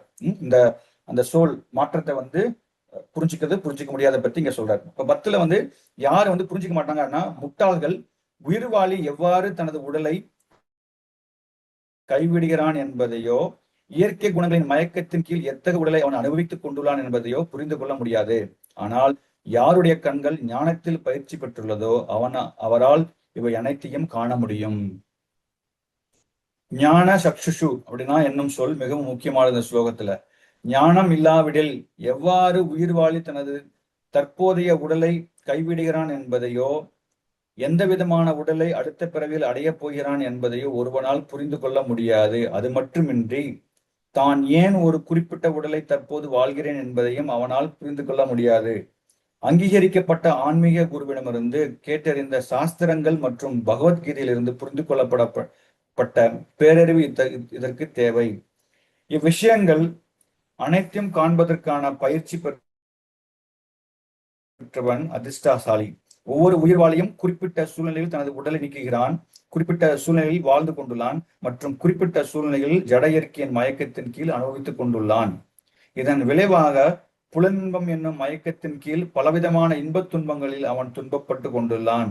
காமத்தினாலும் ஆசையினாலும் நித்தியமாக முட்டாளாக்கப்பட்ட நபர்கள் தங்களது உடல் மாற்றத்தையும் ஒரு குறிப்பிட்ட உடலில் தங்களது வாழ்வையும் பற்றி அறிவதற்கான எல்லா சக்திகளையும் இழக்கின்றனர். அவர்களால் இவற்றை பற்றி சிந்திக்க பார்க்க கூட முடியாது. ஆனால் ஆன்மீக ஞானத்தில் முதிர்ச்சி பெற்றோர் ஆத்மா உடலிலிருந்து வேறுபட்டவன் என்பதையும் அவன் தனது உடலை மாற்றி பல வழிகளில் அனுபவிக்கிறான் என்பதையும் காண முடியும். இத்தகைய அறிவில் உள்ளவன் கட்டுண்ட ஜீவன் எவ்வாறு இந்த ஜட வாழ்வில் துன்புகிறான் என்பதை புரிந்து கொள்ள முடியும். எனவே கிருஷ்ண உணர்வில் மிகவும் முன்னேற்றம் அடைந்த நபர்கள் கட்டுண்ட மக்களின் வாழ்வு மிகவும் தொல்லை நிறைந்ததாக உள்ளது என்பதால் அந்த ஞானத்தை பொதுமக்களுக்கு வழங்க தங்களால் இயன்றவரை முயல்கின்றனர். மக்கள் கட்டுண்ட வாழ்விலிருந்து விடுபட்டு கிருஷ்ண உணர்வை பெற்று ஆன்மீக உலகத்திற்கு செல்லும்படி நம்மளை விடுவித்துக் கொள்ள வேண்டும். அப்போ வந்து ஃபூலிஷ்னால வந்து இந்த விஷயத்த வந்து எப்படி வந்து இந்த ஆத்மா வந்து இந்த உடலுக்கு போகிற விஷயத்த புரிஞ்சிக்க முடியாது. அதுக்கு முக்கியமான பாயிண்ட் வந்து ஞானம் வேணும். ஞான சக்ஷுஷு இந்த ஸ்லோகத்தினுடைய லாஸ்ட் இதுல பாத்தீங்க அப்படின்னா சொல்லப்பட்டிருக்கு. பஷ்யந்தி ஞான சக்ஷுஷு. பஷ்யந்தி அப்படின்னா வந்து அதை வந்து இப்ப காணலாம். அனுபஷ்யந்தினா காண்பதற்கு, பஷ்யந்தினா காணலாம். அப்போ அந்த ஞானத்தின் கண்கள் நமக்கு இருந்ததுன்னா நமக்கு ஈஸியா வந்து நமக்கு வந்து தெரியும் அப்படின்னு சொல்லிட்டு இங்க வந்து கிருஷ்ணர் சொல்றார். பிரபுபாத் வந்து டீட்டெயிலா கொடுத்திருக்கார். அடுத்த ஸ்லோகம் வந்து யாரு என்ன மாதிரி வந்து சீக்கிரம் பார்க்க முடியும், இதனோட ஃபர்தர் எக்ஸ்பிளனேஷன் வந்து திருப்பி தரார் பகவான். அந்த ஸ்லோகத்தை பார்க்கலாம். இப்போ வேற யாரு படிக்கிறா? அசோக் குமார், நீங்க படிச்சிட்டீங்களா? என்ன படிக்கல பிரபு. ஓகே பிரபு, நீங்க பேக்ரவுண்ட் அதிகமா நாய்ஸ் இருந்ததுனாலதான் வந்து உங்களை சொல்லல. பட் இப்ப இந்த ஸ்லோகம் படிங்க. கொஞ்சம் ஓரமா ஒரு இடத்துக்கு வந்துருங்க. ஓகே பிரபு.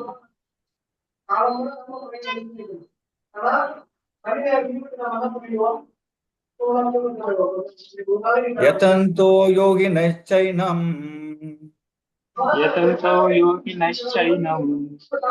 பஷ்யந்தி ஆத்மனி அவஸ்திதம்.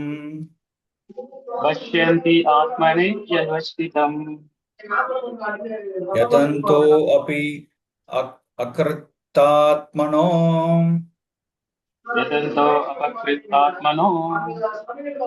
நைனம் பஷ்யந்தி அதேஷசா.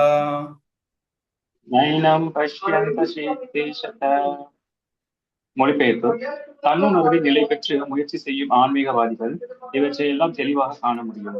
ஆனால் வளர்ச்சி பெறாத மனமுடையவர்களும் தன்னுணர்வில் நிலை பெறாதவர்களும் முயன்றாலும் கூட என்ன நடக்கின்றது என்பதை காண இயலாது. ஹரே கிருஷ்ணா. ஹரே கிருஷ்ணா.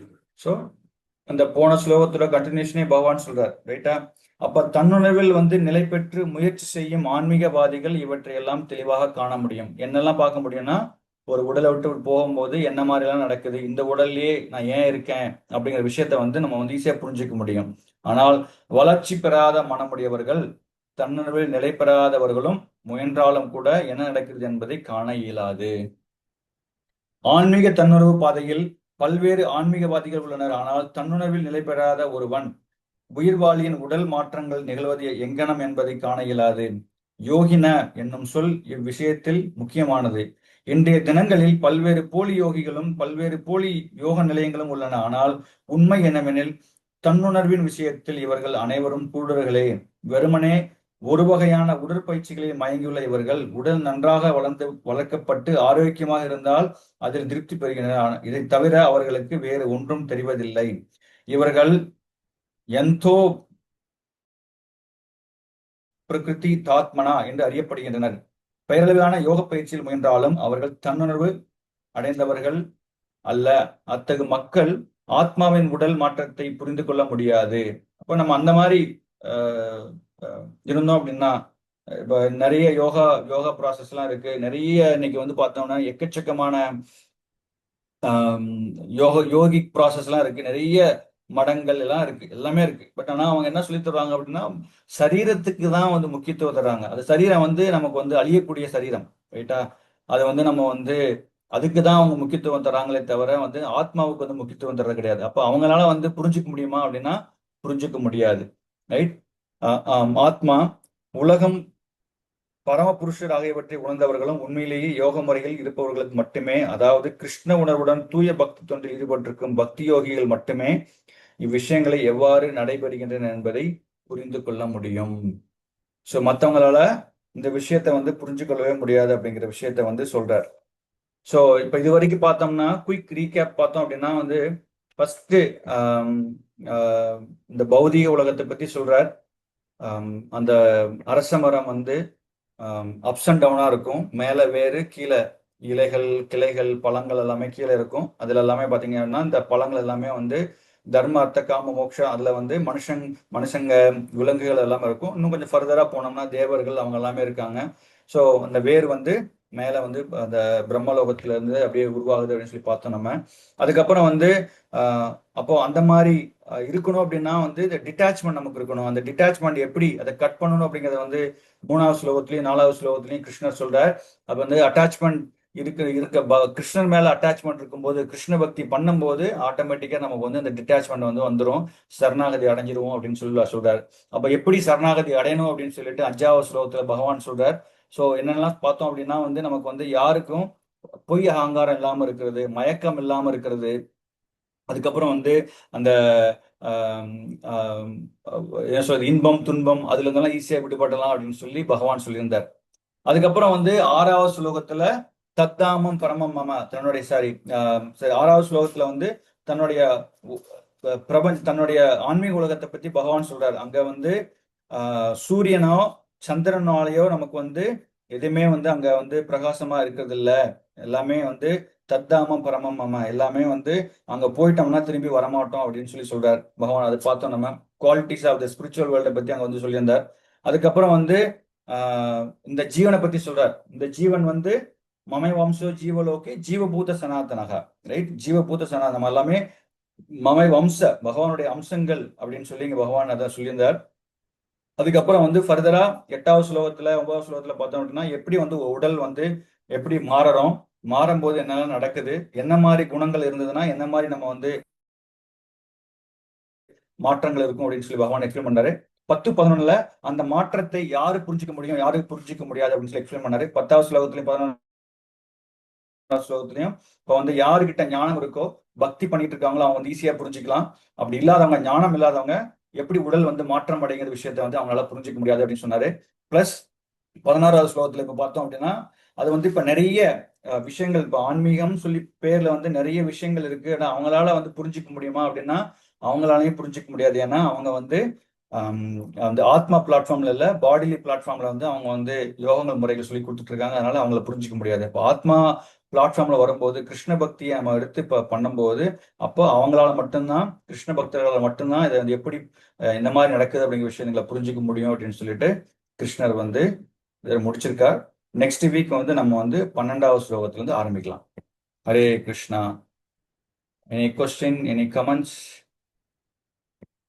ஹரே கிருஷ்ணா.